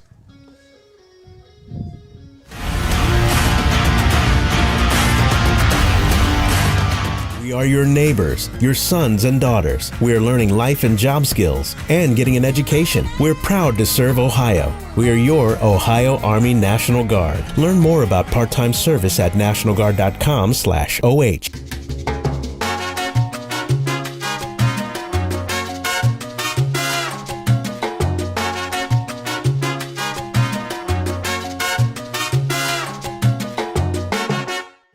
You're watching Heart of Ohio Sports, the pulse of the Buckeye State. Welcome back to Rockets Field. We're in Oak Harbor, Ohio. Nate Mullins and Greg Kinn on the call with you here today. Austin Rodriguez on the main camera. Thanks for tuning in here with us on Heart of Ohio Sports. Top of the 5th inning. been a good one here today. Of the 8, 9, and 1 hitters due up for Norwalk St. Paul.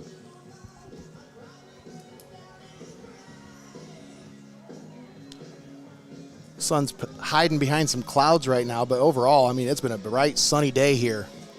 Beautiful day for baseball here at Oak Harbor High School. Second game to be played at 5 o'clock. District semifinal between Gibsonburg and Cardinal Stritch. The winner of this game will face the winner of that game on Friday. Back here at Oak Harbor High School, that'll be a 5 o'clock first pitch. And if the Senecas take care of business, you can find that here on Heart of Ohio Sports.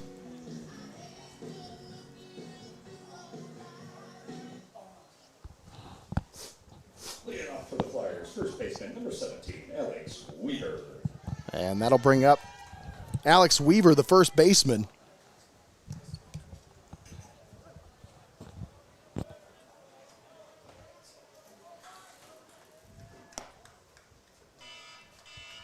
That one up high.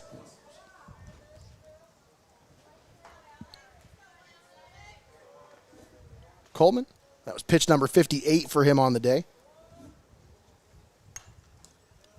He's had 3 strikeouts, 4 hits allowed, just 1 run through 4 innings pitched for Blake Coleman.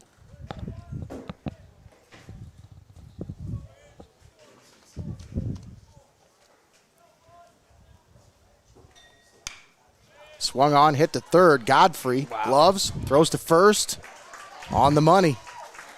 Nice defensive play there by Jamison Godfrey. Yeah. As he charges in on that one to make the play. His reaction time is just unreal. Yeah. So many games this year that we've watched him, and he's just on it. I mean, that ball is just a little ball flying at high speed, and he's right on it. Slick fielding third baseman. He's saved a few hits this year. Oh, yeah.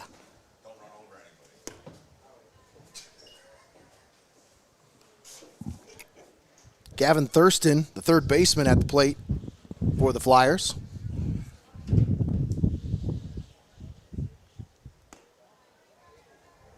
Thurston doubled his last time up.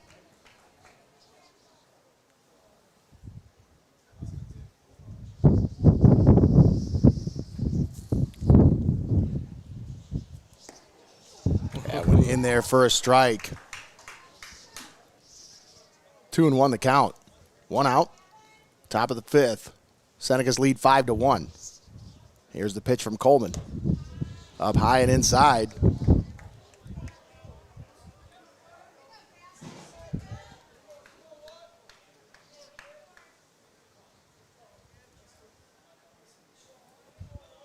Here's the 3-1 from Coleman. This one, little pop-up. It's going to get down on the infield. Boy, that was one of the most peculiar hits you'll see in baseball there. Just gets behind the pitcher and in front of the shortstop and second baseman. Right, the shortstop, number 1, Jacob Boca. Still think this wind's playing a little bit of tricks with the ball. Oh, yeah. It's very, Absolutely. Very strong wind.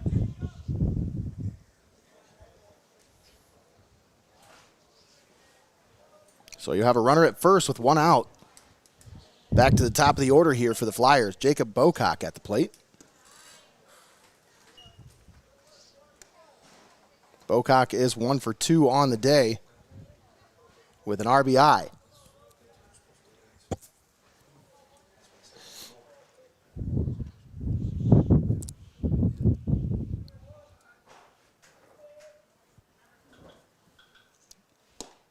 The 1-0 from Coleman snaps on the outside corner for a strike.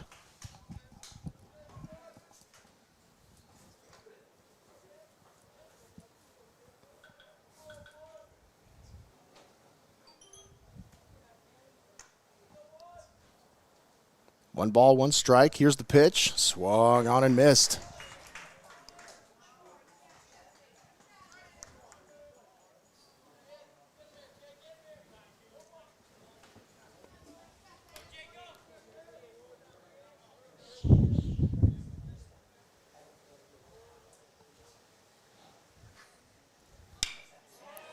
And this one hit through the infield for a base hit.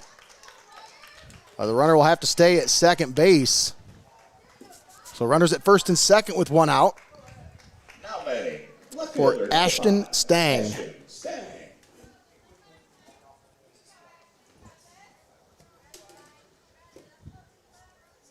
Stang is 1 for 2 on the day.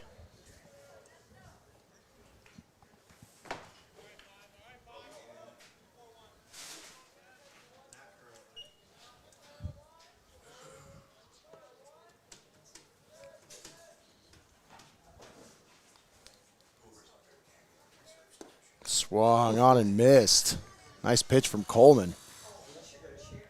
Pulled the string on that one.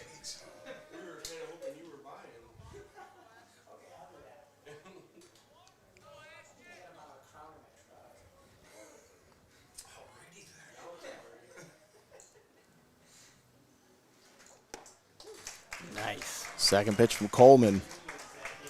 On the inside corner for a strike. It's 0-2 on Stang.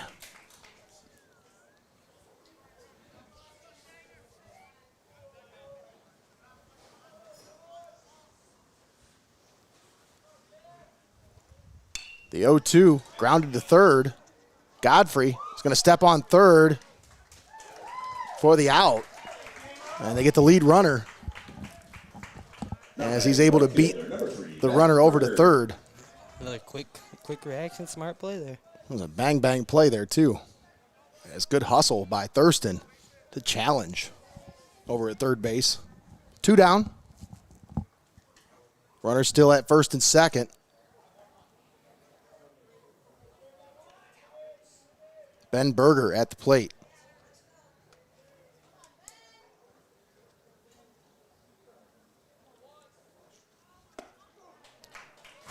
Did you see the movement on that pitch, Greg? Wow. Coleman got that one across the corner for a strike. Yeah, you get a really good angle sitting up high like this in the press box. You can see some crazy movements on these pitches. Well, and the net having those vertical stripes kind of gives you a little bit of a perspective of where that ball really dances. And man, that one started on the inside and ended on the outside corner. I was gonna say, I've seen a couple today that looked like a little snake coming across the plate.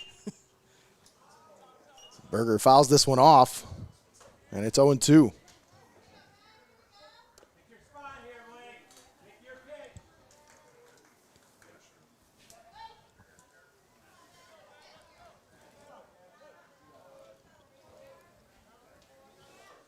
Runners at first and second, 2 down. No balls, 2 strikes. Blake Coleman looks at the runner at second.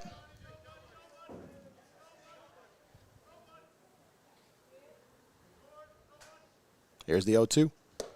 Up high. Throw down to first. Oh. Not in time. Heads up throw there by Connor Moyer as he saw the runner down at first base kind of leaning. You definitely threw that one faster than I switched cameras. Sorry about that. That was quick. He was for sure ready for that one. Yeah.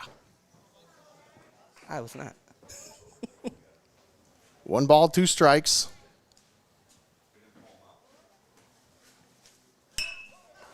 That one's going to get down for a base hit. 1 run will score. And the throw in, not in time, but Flyers played another run. It's now 5-2, Tiffin Calvert. On the RBI single from Ben Berger. He's now 1 for 3 on the day. And we're going to get a mound visit here. As Flyers, third time through the order for some of these guys, starting to see this stuff a little better coming out of his hand here. Yeah, and you got the 2 outs here. You just want to get this, shut it down and get out of here. That's right. For Coleman, he's sitting at 76 pitches.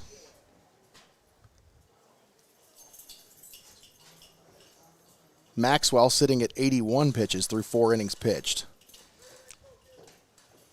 Coleman's faced 21 batters so far. 7 hits allowed, 2 runs, both of them earned. No walks, 3 strikeouts. Well, that shows you how Maxwell has gotten warmed up, Nate. You remember after that first inning, I think it was at 25 25, 50 through the second inning. Yeah, there's definitely a much larger gap there between the pitchers and closing in on each other now. I think he realized he's got to stop nibbling because the Senecas were really being patient with their approach in the first 2 innings. Once he started throwing strikes, he started getting some outs.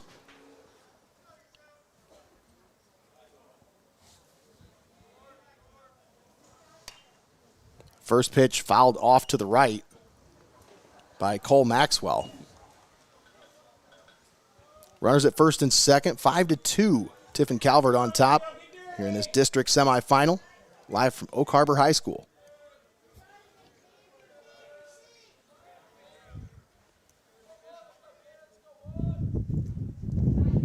The 0-1 is in the dirt. On that last foul there, I saw the little kid run up in the Calvert gear, and he almost caught that. I was going to say, that should count if somebody in the team gear catches it. Then I got to thinking about it. I'm like, I wonder if that's a rule in banana ball. I'm not that familiar with the rules of that game, but it looks like fun. Yeah, that looks like a lot of fun. Ooh. In there for a strike. It's 1-2. Coleman said, this is fun for me. Right down the middle. Maxwell didn't like that call. Kind of froze up for a second, like, really? 1 ball, 2 strikes. 2 down.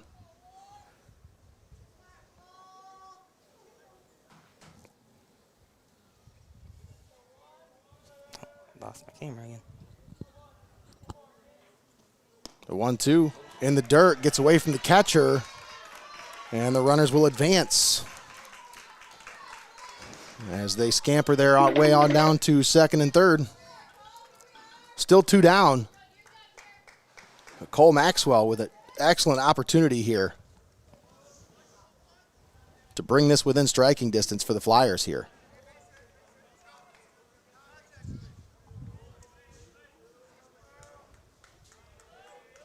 Two count, 2 down. Here's the pitch. Outside. Full count.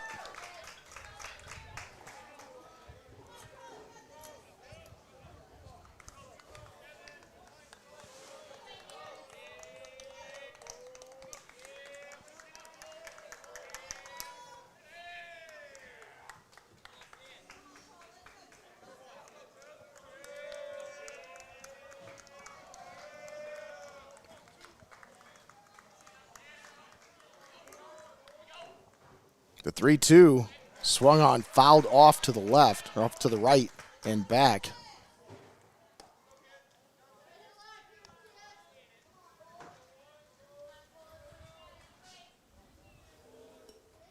Dealing with some technical issues here with the camera. Trying to get it linked back up.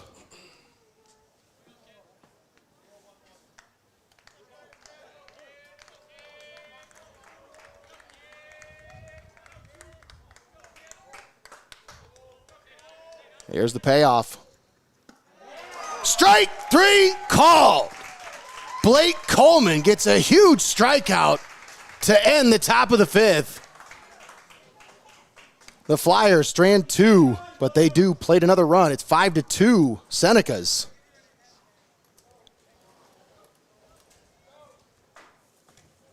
Nate Mullins and Greg Kinn on the call with you here today. Austin Rodriguez on the main camera. Thanks for tuning in on Heart of Ohio Sports. We'd like to thank our sponsors for allowing us to present this broadcast to you live and paywall free here on the Pulse of the Buckeye State. We'd like to thank Xcaret Mexican Restaurant, Your Legacy Federal Credit Union, UIS Insurance and Investments, Steinmetz Signs and Graphic Inc., and Feasel's Frame and Collision. All proud sponsors with us right here on Heart of Ohio Sports.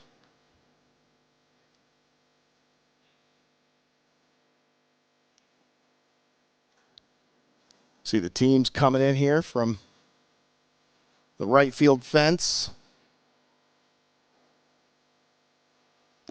I wonder about what's going on with it. Yeah, well, things get warm when it's warm outside. Yeah, it's weird. It just keeps disconnecting, but in a weird way. Not in the usual ways, but we're good right now. So seems to be good for now.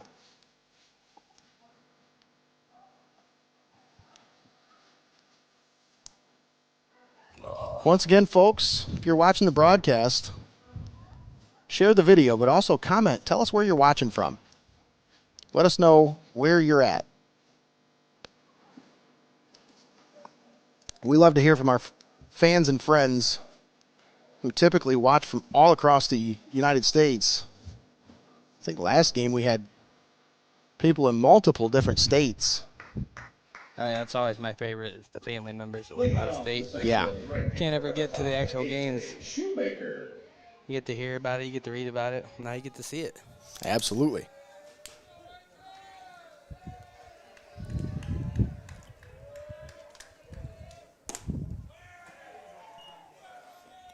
San Francisco Airport. AJ Shoemaker.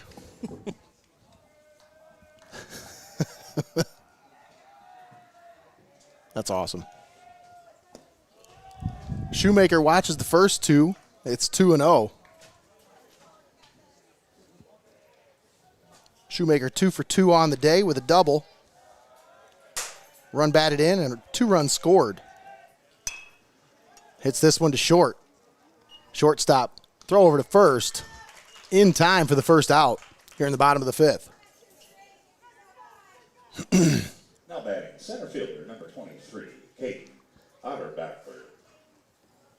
Caden Otterbacher strolls to the plate. Otterbacher 1 for 2 on the day with an RBI. Of course, we got his biggest fan and our biggest fan watching. Oh, Grandma Peggy along with us. Oh, yeah. I love how she comments from both Facebook and YouTube sometimes.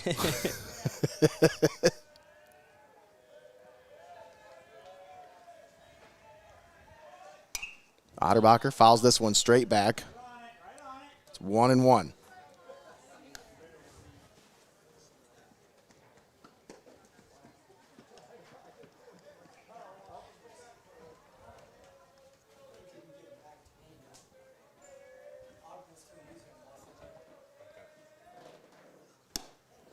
The 1-1 outside. It's 2-1 here on Otterbacher.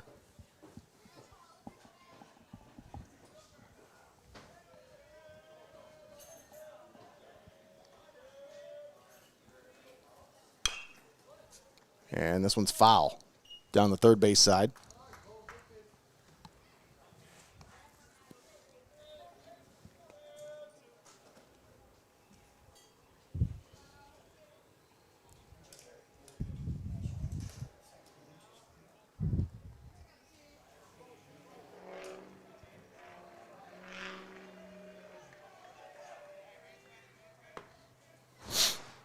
Two balls, 2 strikes, 1 out. Bottom of the 5th. The pitch to Otterbacher, swung on and missed. And boy, Cole Maxwell really starting to settle in now. As Catcher, number 4, Connor Moyer. he hasn't allowed a base runner the last 2 innings. Yeah, he's really turned it up here. That'll bring up Connor Moyer. Moyer 0 for 2 on the day. First pitch from Maxwell, outside and to the backstop.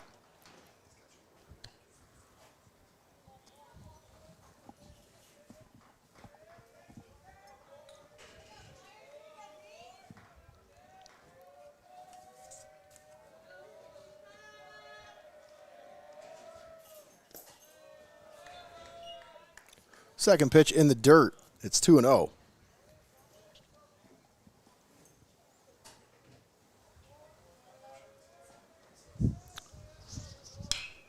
Moyer hits this one past the first baseman.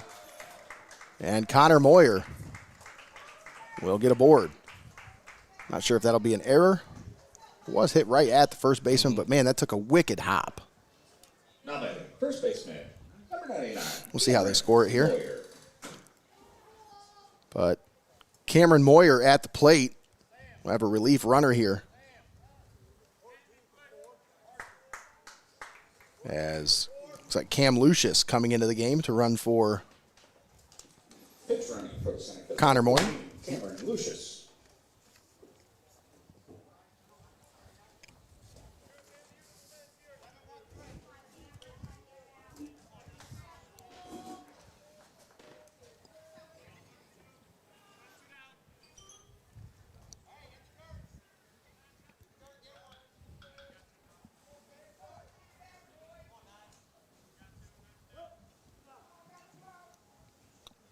Cameron Lucius, the runner down at first base with 2 outs. Maxwell gives him a look over at first. Comes set. Here's the pitch. Moyer smokes that one right to the first baseman for the final out. Oh, wow. I mean, you want to talk about hitting the ball right on the head. That's like. But right at somebody. I don't know. It was like unreal. He hit it right into his glove. Barely even had to move for it. Happened so fast, Austin didn't even turn the camera fast. So he was out before she could even turn the camera. We've played 5.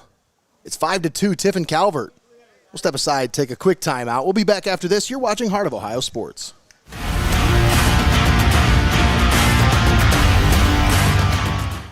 Don't go anywhere. You're watching Heart of Ohio Sports. Welcome to your Legacy Federal Credit Union, your trusted community credit union for over 70 years. We're not just a credit union, we're your personal financial counselor. Your Legacy Federal Credit Union is a full-service financial institution tailoring solutions to your needs. Whether it's your first home or planning for the future, we're here to help you find success. Your Legacy Federal Credit Union, a legacy built on trust, commitment, and community. Your legacy, your legacy.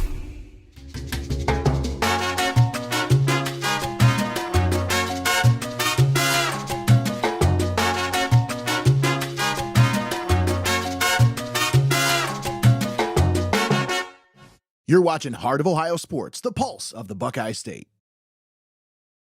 Welcome back to Oak Harbor High School, home of the Rockets. Nate Mullins, Greg the Wizard Kinn, Austin Rodriguez here with you on this beautiful Wednesday afternoon. District semifinal matchup between Tiffin Calvert and Norwalk St. Paul. Tiffin Calvert, the 1 seed, the Flyers, the number 4 seed. Calvert plated all 5 of their runs in the first 2 innings. And the Flyers have got 1 in the 3rd and 1 in the 5th. Leading off for the Flyers, second baseman, number 24, Landon. We'll have the 5, 6, and 7 hitters due up next for the Flyers. Leading off, Landon Freeze, the second baseman.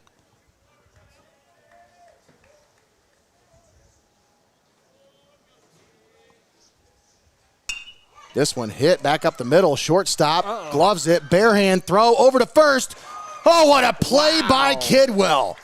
He bobbled it, mishandled it, but it caught with the bare hand out of midair and snapped it over to first for the out. He kind of almost tossed it up to himself while on the move. Got it in the right hand and threw it over. Nice juggling act there by Jake Kidwell. Let's see if, I don't know if we got it the replay on that. We'll try it.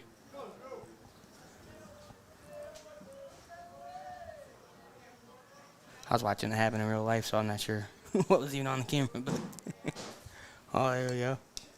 Check swing foul. Yeah, I still can't believe he got that over there in time. Yeah.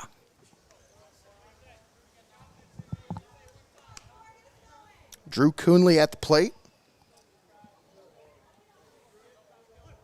Coonley 1 for 2 on the day.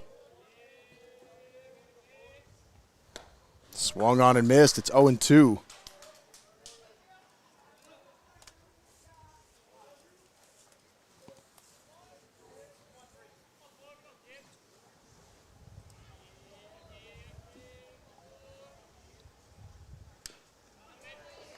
Fouled at the plate. Nice job by Coonley just staying alive there. Getting a piece of it.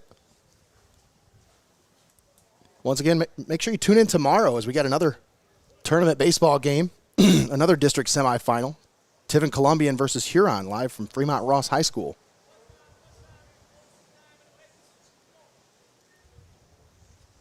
Swung on and missed.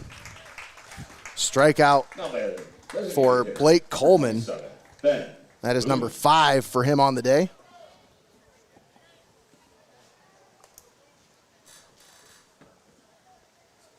That'll bring up Ben Bloom, the DH.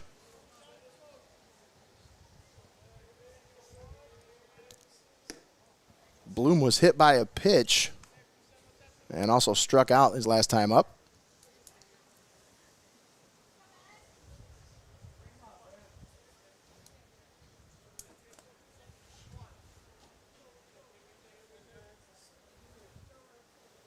Here's the 1-0. Foul tipped into the glove.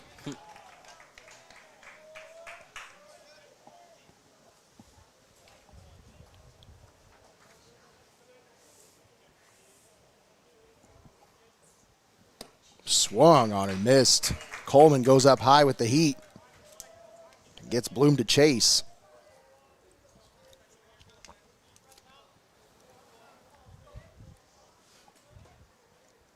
Here's the 1-2. Swung on and missed.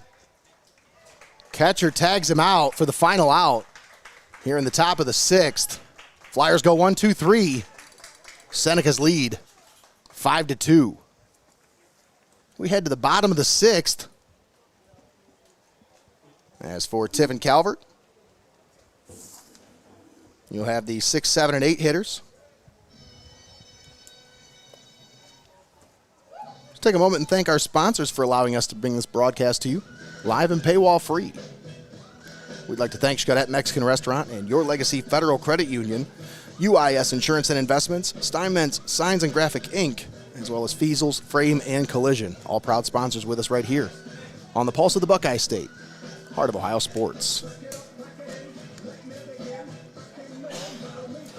You know, I was digging through old junk or whatever in the back of my car the other day. You know what I unearthed was my hat, Colombian hat from Steinmetz Signs and Graphic Inc. The one that's got like the metallic yeah. chrome. Looks like it's got like an emblem on it. Yeah, that's good stuff. Yeah, we'll have to bust that one out tomorrow. Katina always has some of the best gear. I'm telling you, folks, you got to stop down and see the folks at Steinmetz Signs and Graphic Inc. Go check out the store where you can find all the pre-made gear. But if you're one of those people that likes the custom stuff, that's where you got to go. You got to take your order to Steinmetz Signs and Graphic Inc. Custom orders, large or small. If you got a big corporate event you got coming up, you need a bunch of stuff for, that's the place to go. Shop local. Shop with our friends at Steinmetz Signs and Graphic Inc. Another proud sponsor with us here on Heart of Ohio Sports. Tell you about our friends at Your Legacy Federal Credit Union. They've been a part of this community for 70 years. They are a member-driven financial cooperative, and they're delighted to provide a personal touch to an often impersonal industry with a focus on respect and member satisfaction while caring for your financial needs. Stop in at Your Legacy, located at 25 Schaefer Park Drive in Tiffin. Your Legacy, your community, your legacy. Federally insured NCUA. First pitch from Cole Maxwell is skied to the first baseman, who squeezes it for the first out. Alex Weaver makes the put out. You know, Nate, to me, what makes a good bank, one of the things that makes a good bank is how often you see them outside of the bank. And I know we had a post we shared the other day of them down at the farmers market, just being involved in community activities and things like that. And then aren't you emceeing an event on Monday? Yeah, got a little something going on this Monday. Yeah. Nice name drop there. I like that. Just some more community-minded stuff right there. Of course, Your Legacy Federal Credit Union, not just a sponsor with us, but they sponsor a lot of different things around the community, including the Memorial Day Parade coming up this Monday, where we'll have the Heart of Ohio Sports car in the parade. Call it by its name. The Hoosmobile, sorry. It will be in the parade. It's all fixed up, ready to go. Thanks to the folks at Reineke for getting her all fixed up, tip-top shape. Used up my warranty. That's what it's there for. That's exactly right. But just after the parade on Monday, there'll be a little festivities over on Frost Parkway. They've asked me to do some MC duties for them, so come on out and join us. Some motorcycle duties? Absolutely. I thought they usually asked me to do that. Right now, somewhere Tommy's griping at the screen. Yeah, ask me. What are you talking about? The 3-1 outside, and Harrison Schultz draws a one-out walk.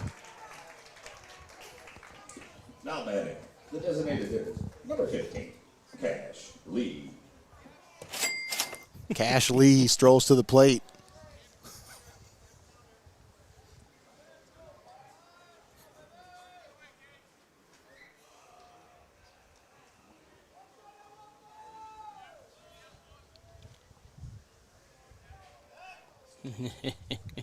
Time called. For Cole Maxwell, this next pitch will be pitch number 100 on the day.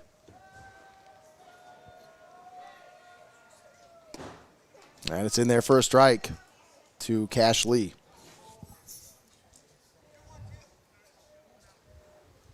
Lee is 0 for 2 on the day with a strikeout. Runner down at first with 1 out. It's time for him to be Smashley. Ooh. This one grounded to second. The throw over to first takes the first baseman off the bag. Go ahead and go. Lee is going to challenge for second, and runners will be at second and third with 1 out. You know, Greg, I think maybe the catcher might have had a play at second for Lee there, but he was focused on that runner down at third, didn't see him advance. Took that extra second to kind of take it all in and see where everybody was at. Yeah. And that extra second cost him there. So you have 2 runners in scoring position for Logan Ritzler, who's riding a little 3-game hitting streak coming into this one. 0 for 2 on the day here. So he'd like to get another hit, extend that hit streak.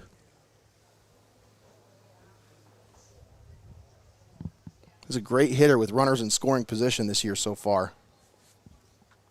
He's batting over 300. You got your little mound visit out there, but you also see Coach Coleman over here talking to Ritzler. He says, hey, this is the position we're in. This is what we need you to do. I got faith in you. I know you can get it done. Absolutely right. I love his coaching style and the whole mentality of this team. They're just like a whole family. Really are a really close, bonded team. That is the feeling you get whenever you interact with this club. Very much of a family atmosphere. Heck, I even feel like a cousin. It's our 3rd year covering these Senecas in postseason play. Yeah. Back-to-back state semifinalists. And here they are sitting in the district semifinals for the 3rd straight year. Actually, 4th straight year district semis.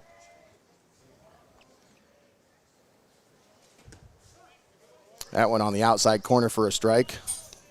I'm sure I'm going to have a fan correct me and say, that was actually their 8th straight night.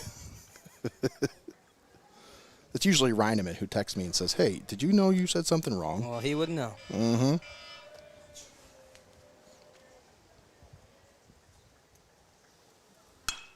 Ritzler hits this one into left center field. It's going to get down all the way to the fence. Oh, nice. 2 runs will score, and Logan Ritzler with a 1 out, 2 RBI double extends the Senecas lead by 5. It's now 7-2.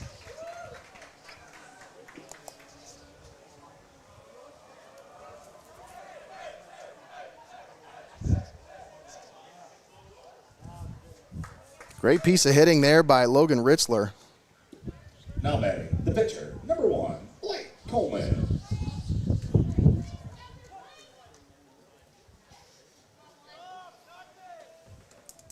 And that'll bring up Blake Coleman. 7-2. Seneca's on top. Top of the order here. Coleman, 1 for 2. 2 runs scored on the day. Watches that one in there for a strike. Nice pitch there from Maxwell.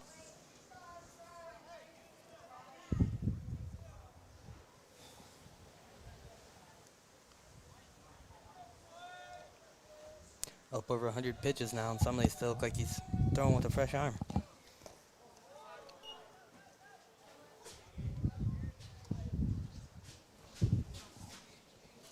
Logan Ritzler, the runner down at second base. 1 ball, 1 strike, 1 out.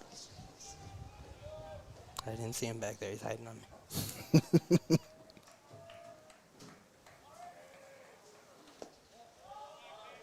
That one in the dirt. It's 2-1 on Coleman. It's easy for me to lose who's on base when everybody gets excited when the scores come in. Yeah.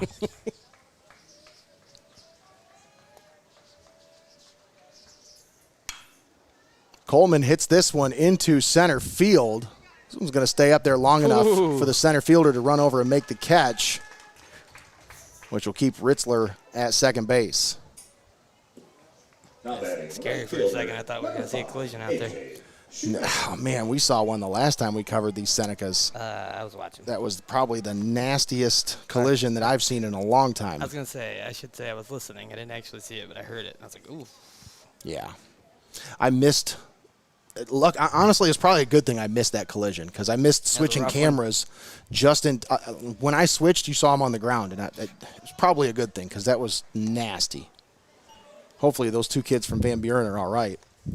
I know they said that one of them needed 11 stitches for the cut above his eye from his sunglasses, and the other one was dealing with concussion symptoms. Yeah, I could see that. Some big bulky sunglasses on your forehead. The 0-1 outside to Shoemaker. It's 1-1. But, yeah, that was just, nasty.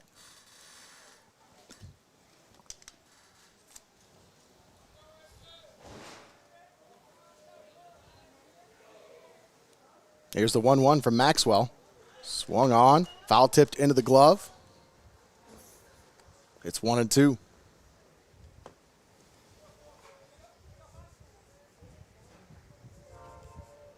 It's crazy to think with this 2 o'clock start that when this game ends, we'll still have a whole afternoon left. Isn't that crazy? Not used to that. Well, usually it's rush home and be like, it's dinner time now. The 1-2 hit in between third and short.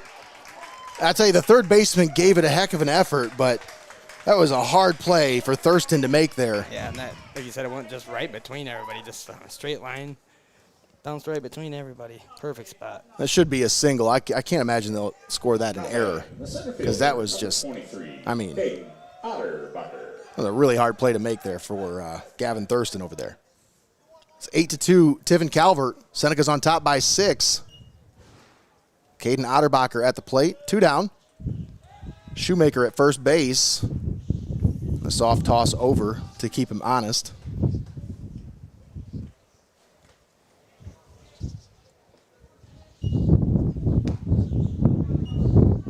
That one in there for a strike. Otterbacher 1 for 3 on the day with a double and an RBI.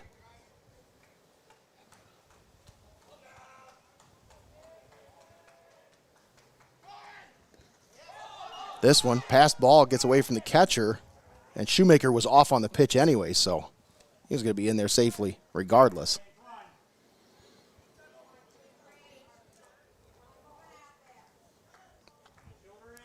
One ball, 1 strike, 2 down.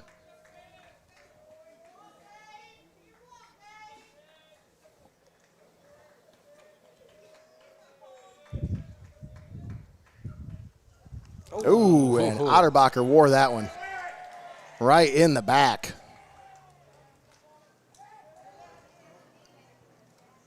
And for Maxwell, you got to think his day's probably pretty close to being done here. 114 pitches. We'll see if they make a change with 2 outs, and I think they will. Sitting at 114 pitches, it'd be kind of hard for him to get through if someone has an extended at bat here. I think it's 125 where they pretty much are done after that. But he's done a great job here in this one today. He really has. I mean, I know there's 8 runs on the board, but only 4 of those are earned. As the Flyers have committed 4 errors in the field today. No errors for the Senecas. These 8 runs are scored on just 6 hits for Tiffin Calvert today. So that'll close the book on Cole Maxwell. His day is done at 5 2/3 innings pitched. 6 hits allowed, 8 runs, 4 of those earned, 2 walks, and 4 strikeouts. 114 pitches, 73 of those for strikes. 30 batters faced for Maxwell. And number 4, taking over, Drew Coonley, the center fielder, will come in to take over for the pitcher here.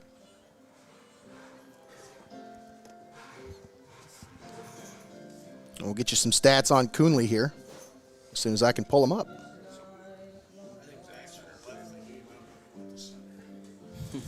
These big sunglasses that these guys wear out here, that, they put them on the top of their hats upside down. The sun keeps hitting it and shining in my eyes. Oh, yeah.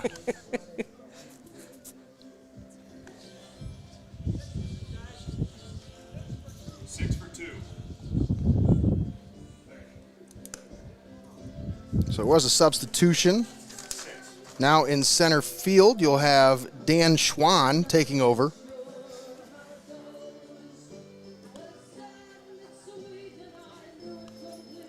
Number 6, Dan Schwann, taking over in center field. Once again, I said I'd get you some stats on Drew Coonley.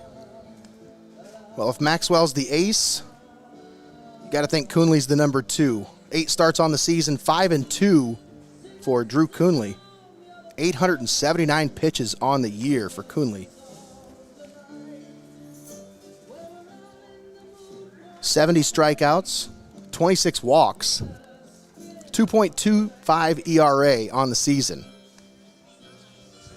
32 runs allowed, 16 of those earned. Pretty impressive stats for the senior. For the Flyers, number 4, Drew Coonley. And into center field, number 6, Dan Schwann.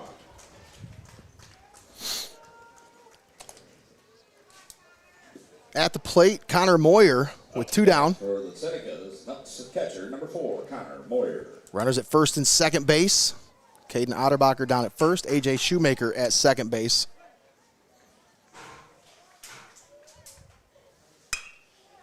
Moyer hits this one into center field. Center fielder I got it. snags it for the final out. What a play by Dan Schwann after taking over in center field. His first play, first pitch hit right to him. He's on the run for that one. Called the task right away. Coming in hot. All right, we are through 6. Tiffin Calvert leads 8-2 over the Flyers. St. Paul down to their final 3 outs potentially here. We'll step aside, take a timeout. We'll be back after this. You're watching Heart of Ohio Sports.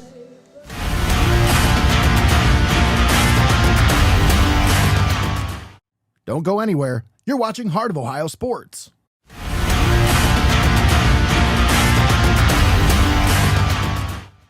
UIS Insurance and Investments, your hometown agency providing a full range of insurance and financial services with a local touch. Contact your local homegrown agent, Jeff Leopold, for a professional review today at 419-447-4242, extension 1144. Steinmetz Signs and Graphic Ink is here for all of your printing and design needs. From reunions to small events to business apparel and even vehicle lettering, they've got you covered. They make the gear that you make your memories in. Steinmetz Signs and Graphic Ink.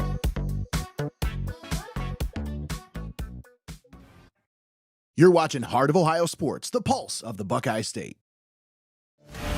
Welcome back to Oak Harbor High School. Top of the 7th.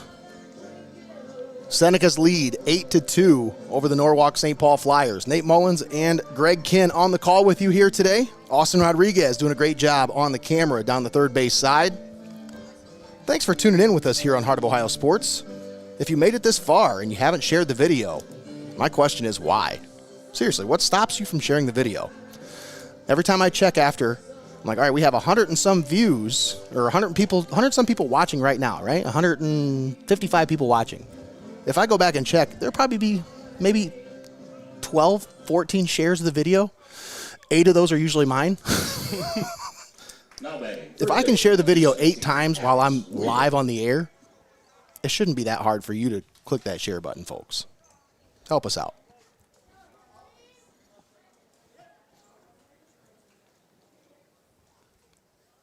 Top of the 7th, Blake Coleman on the mound. First pitch inside.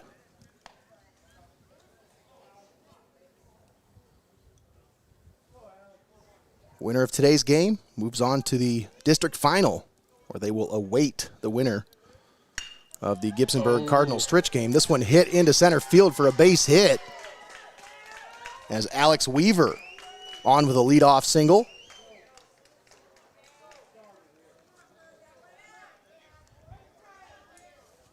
As I mentioned, third time through the order for some of these guys. Those third time seeing pitches from Blake Coleman.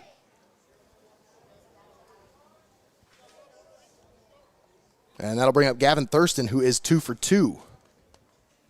Thurston for another hit.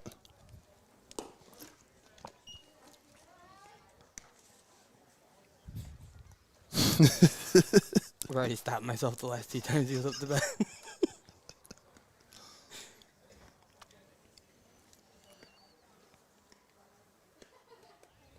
The 1-0 in the dirt. Uh-oh. And Moyer has no play. Runner scampers his way over to second base.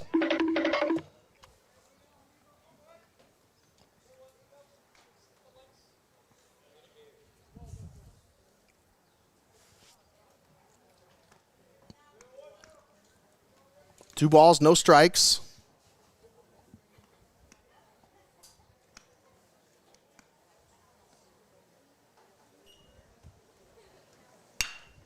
Hit to third, past the third baseman.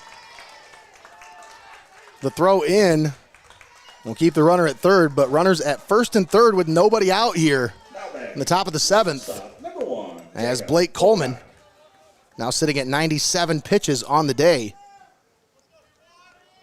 You got to imagine that Calvert dugout's probably keeping an eye on his velocity right now, just making sure. Well, you know, you said they're down to their possible final 3 outs here. Mm-hmm. They're certainly playing like it, Nate. Absolutely. Back to the top of the order for the Flyers here. Jacob Bocock up to bat.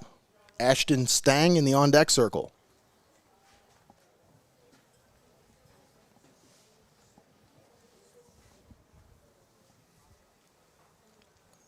Flyers trying to keep their season alive here.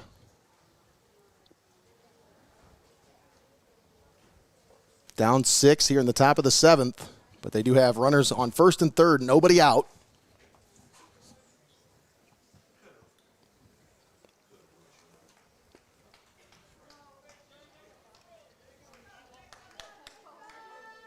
So the mound visit is over.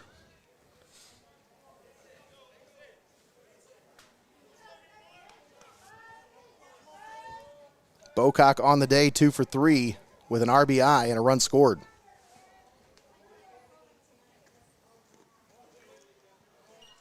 First pitch in the dirt.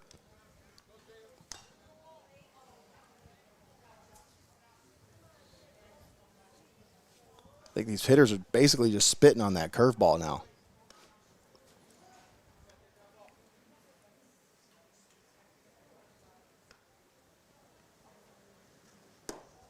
Ooh. Outside, it's 2-0.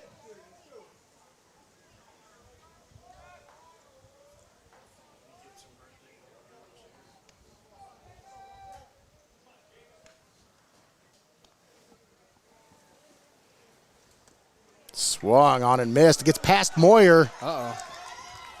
And a run will score.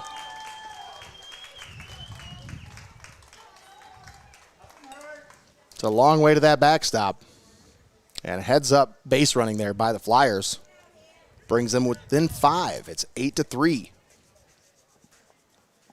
Runner down at second base. Still nobody out. Bocock at the plate with a 2-1 count.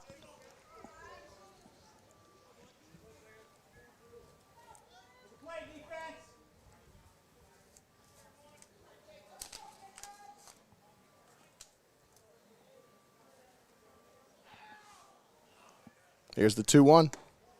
Ooh. Boy, that was a pitch he was getting in the first couple innings, but no go on that one.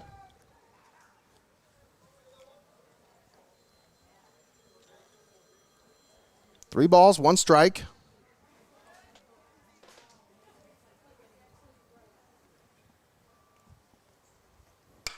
This one hit high into the air on the infield. Second baseman gloves it for the first out. Second to the plate, left fielder, number 5, Ashton Stang. That'll bring up Ashton Stang, the left fielder. Stang is 1 for 3 on the day.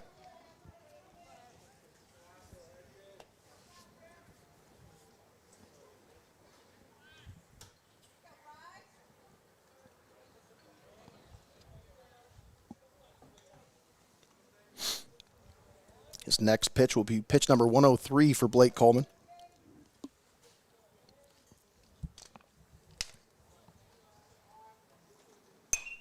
This one fouled back and out of play.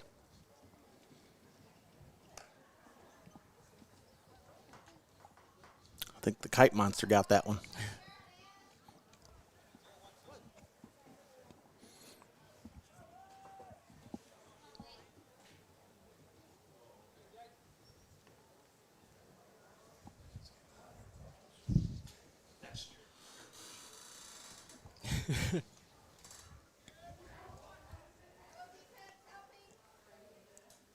Here's the 0-1. That one misses.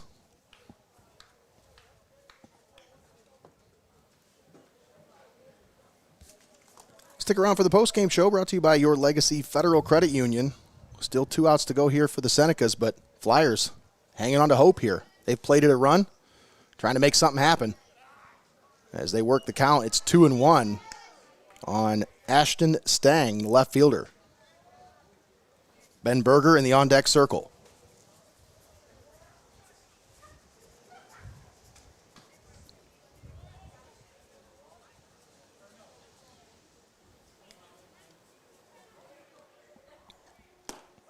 Ooh, that one got the outside corner. Yep. 2-2. Looked just like that one you were talking about a couple pitches ago. It gets it this time.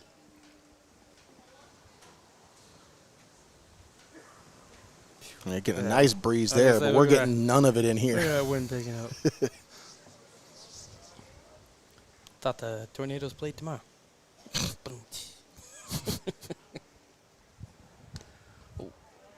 Fouled at the plate.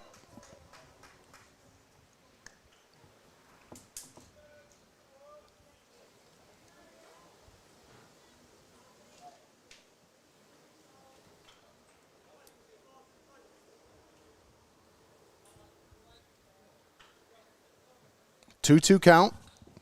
Coleman comes set. Here's the pitch.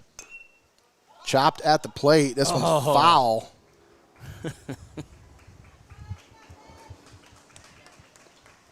I'm hung up in the air for a second there. It did. Could have had a chance to get underneath that one. He just didn't know where it was at.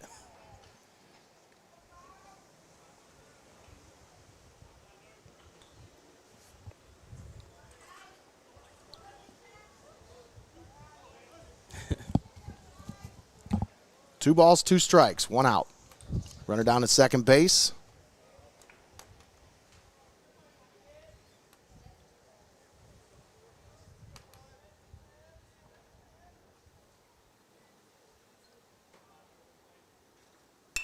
Two-two, fouled straight back. Uh-oh. Coleman tried to make a play for it, but unable to make the catch. Valiant effort, though.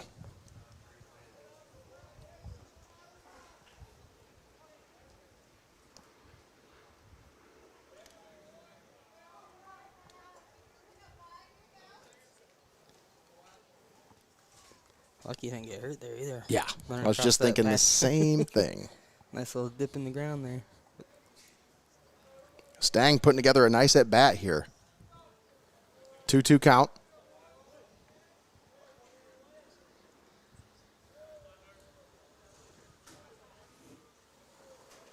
Blake Coleman comes set. Looks at the runner at second. Here's the pitch. Swung on and missed.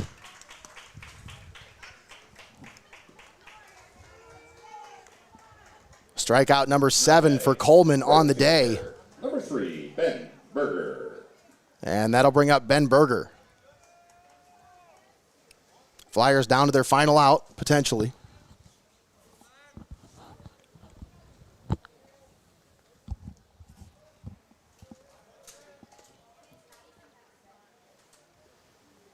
Berger is 1 for 3 on the day with an RBI and a strikeout.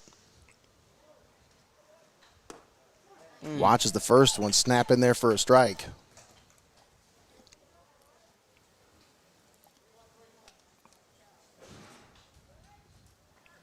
Look at Austin. Breeze feel good down here.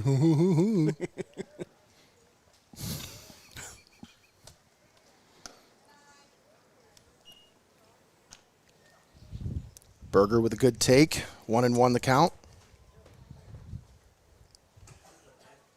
Senecas trying to punch their ticket to the district final this Friday.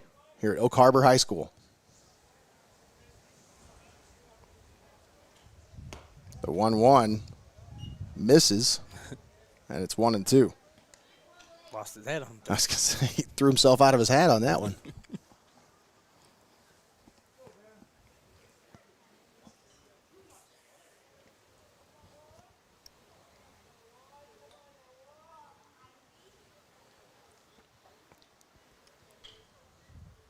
The 2-1. Hit to second. Ritzler up with it. The throw to first, not in time.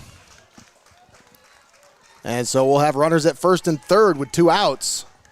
That was a tough play for Ritzler to make. Diving stop. Had to get up and throw from his knees to try to get the runner, and Berger was, motoring out of the box.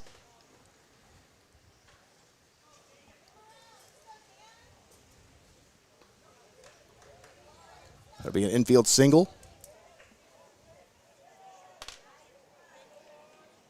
And that'll bring up Dan Schwann, who took over in center field in the last half of the inning.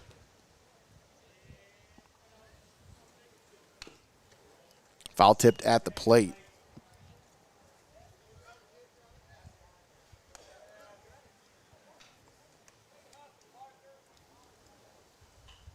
Does one play count as the last half of the inning?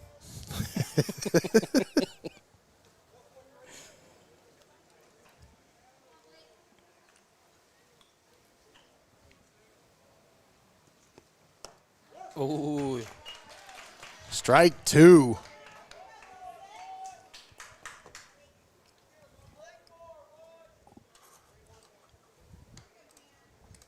Is Coleman going to dial up here, Nate? See if we can put this one away. Here's the 0-2. Fouled off.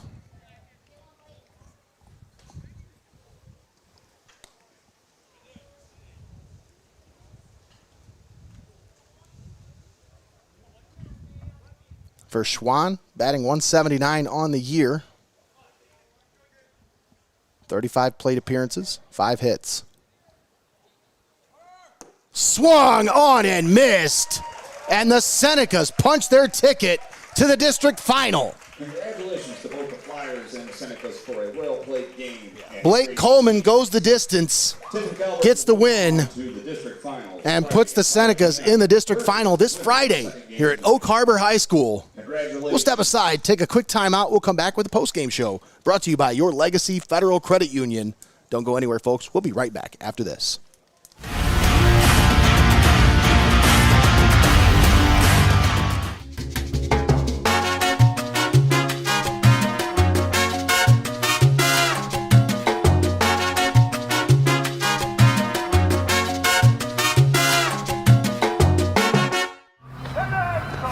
At Heart of Ohio Sports, it's obvious. The first thing that comes to mind is sports. But we do a lot more than just cover live sporting events.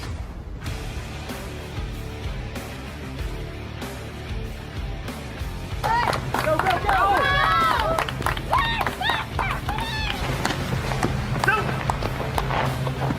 When we want to watch our highlights from last night's game, there's only one place we go: Heart of Ohio Sports.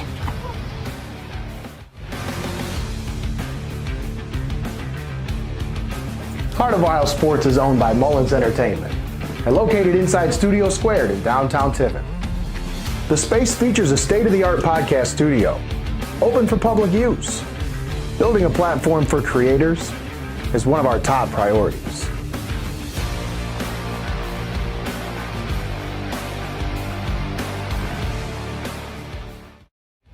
We connect fans to the action like no one else can. As a business in today's market, you got to stay ahead of the game. And what better way than to get on board with the fastest growing brand in media today? I mean, you can take it from me, or you can just listen to them.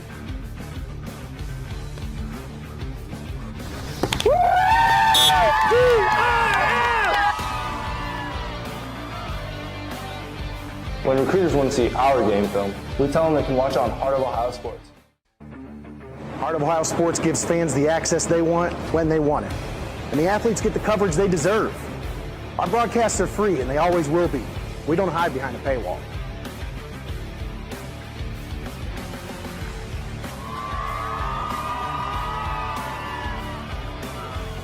When my family can't come to the games, they always watch on Heart of Ohio Sports.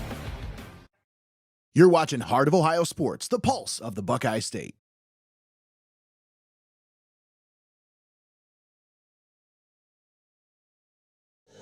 Welcome back to Oak Harbor High School.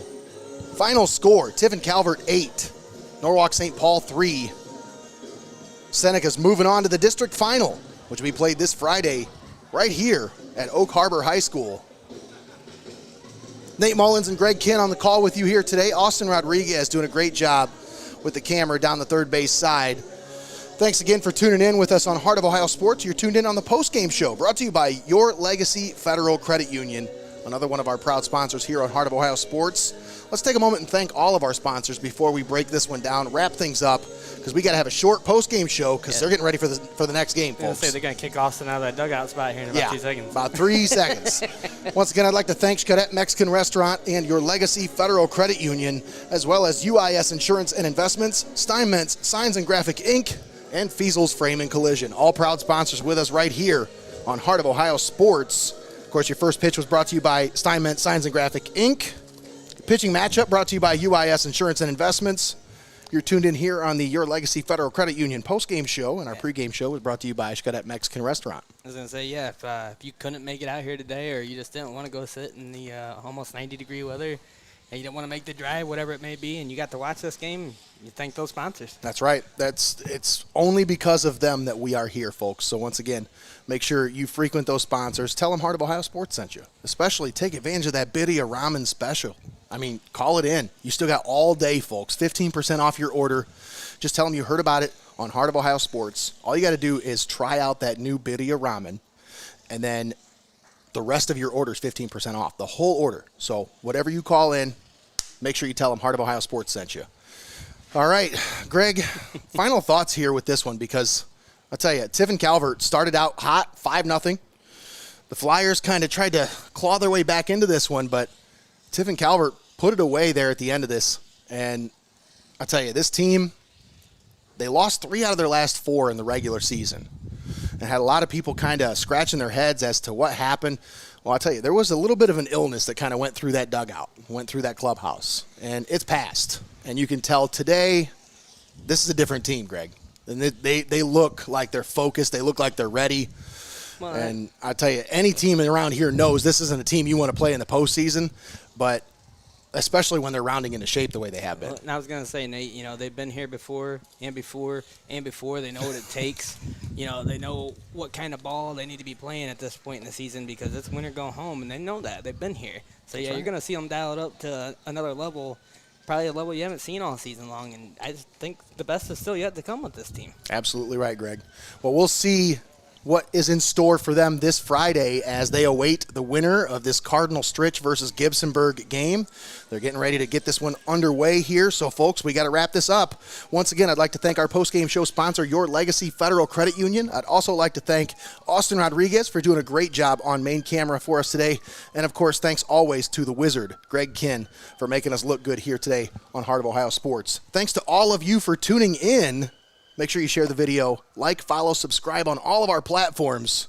But most of all, get out there and enjoy yourself today, folks. It's a beautiful day outside. Have a great day, everybody. Especially if you're a Senecas fan. That's right. I see lots of smiles down there. Have a great day, everybody.